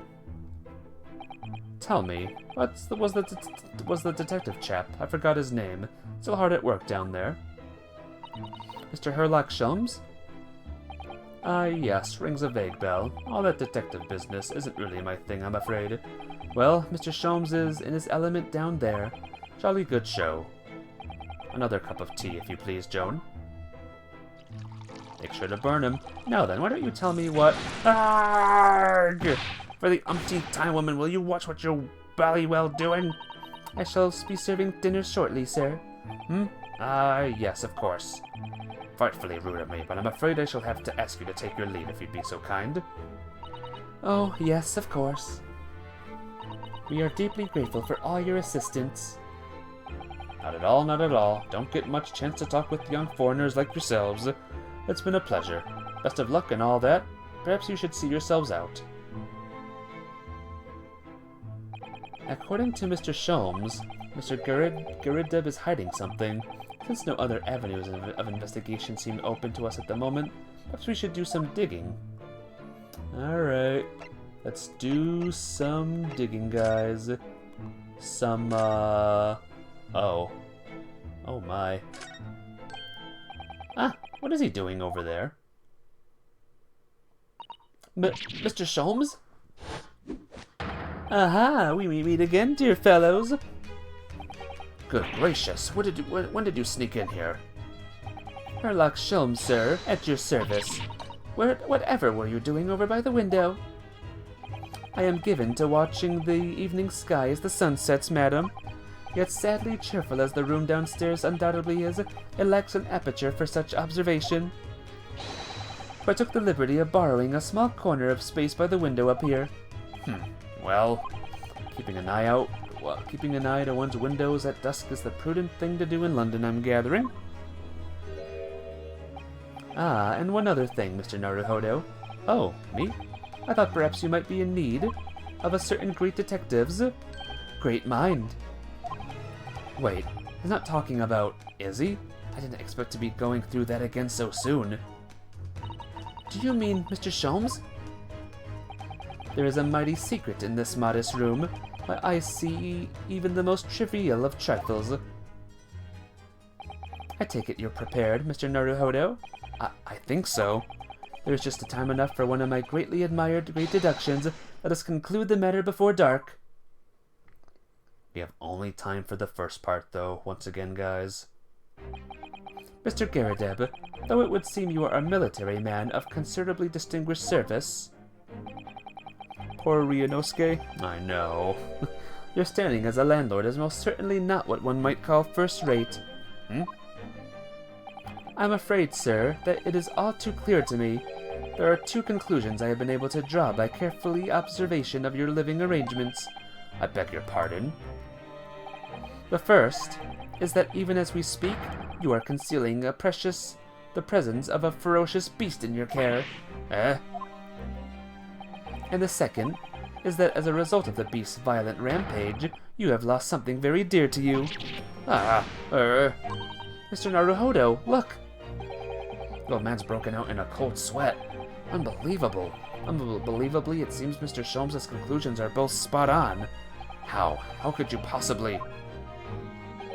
How could I possibly know, you mean to inquire? The answer cannot be simpler, sir, for in the dense jungle of logic and reasoning, I am the king of beasts. Arg! And I know only too well that wild beasts are not easily tamed. So, shall we begin? Once again, Herlock Sholmes is proud to present Logic and Reasoning Spectacular.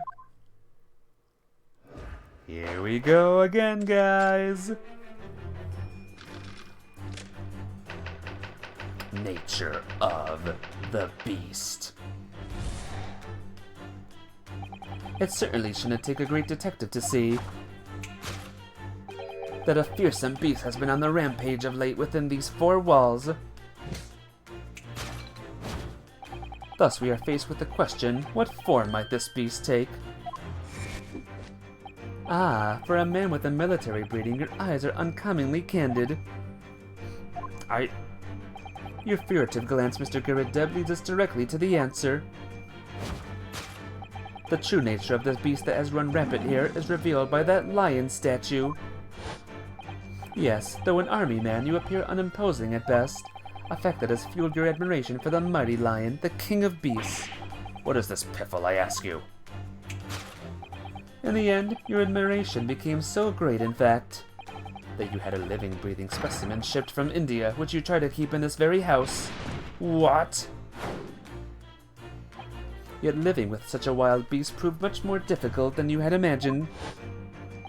The chilling traces of a wild rampage are still very much evident. Well. Yet as we look around, the beast in question fails to present itself. Where could this angry creature have disappeared to? Madam? Me? I pray you do not consider me unchivalrous, but it is plain to me with one glance in your direction. It is? Your dress pocket gives us a handsome clue as to the beast's current whereabouts. For protruding from it, I see a handbill advertising a circus show. Ah! Yes, you sought to dispose of this terrifying lion to Mr. Garadeb at Batty's Circus, a traveling show currently sojourning in a nearby park. I have observed the tenets. Or somebody just broke the dishes? Could be that.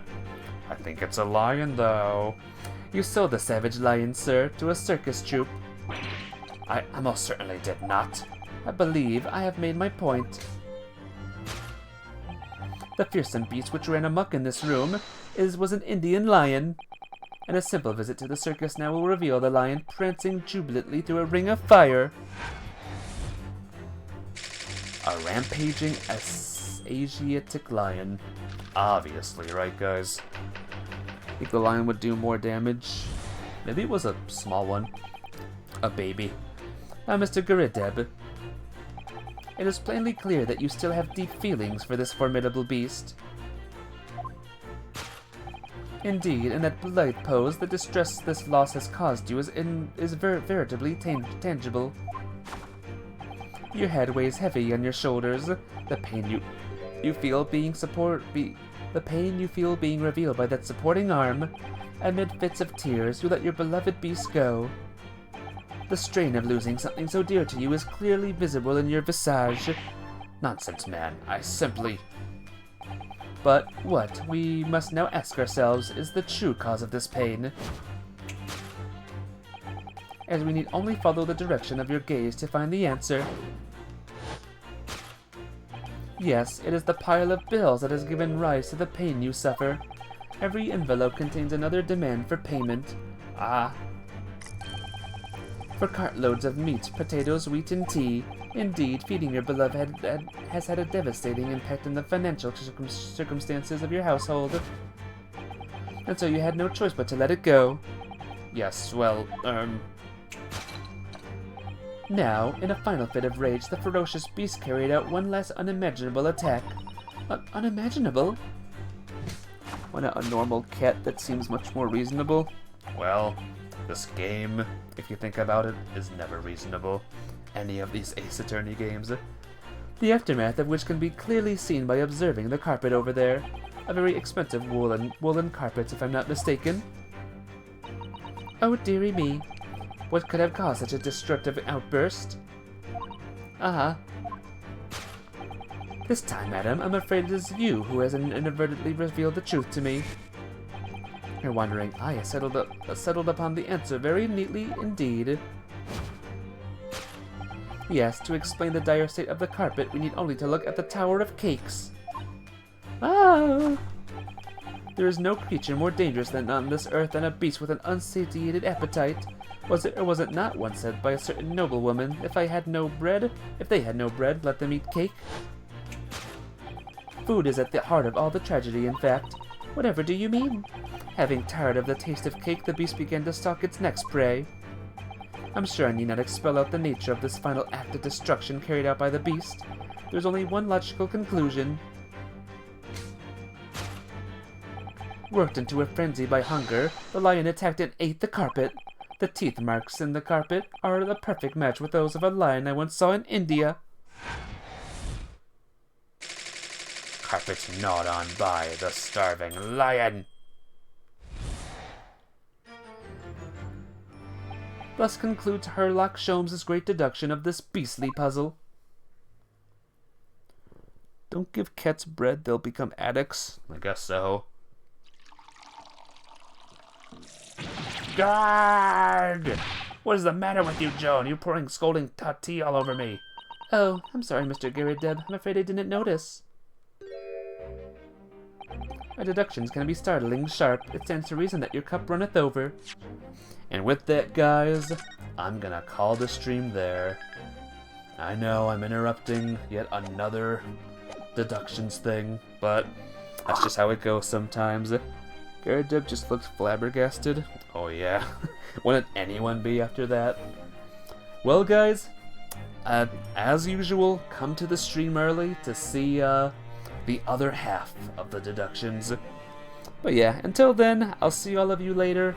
More Castlevanias tomorrow, so look forward to it. I love you all.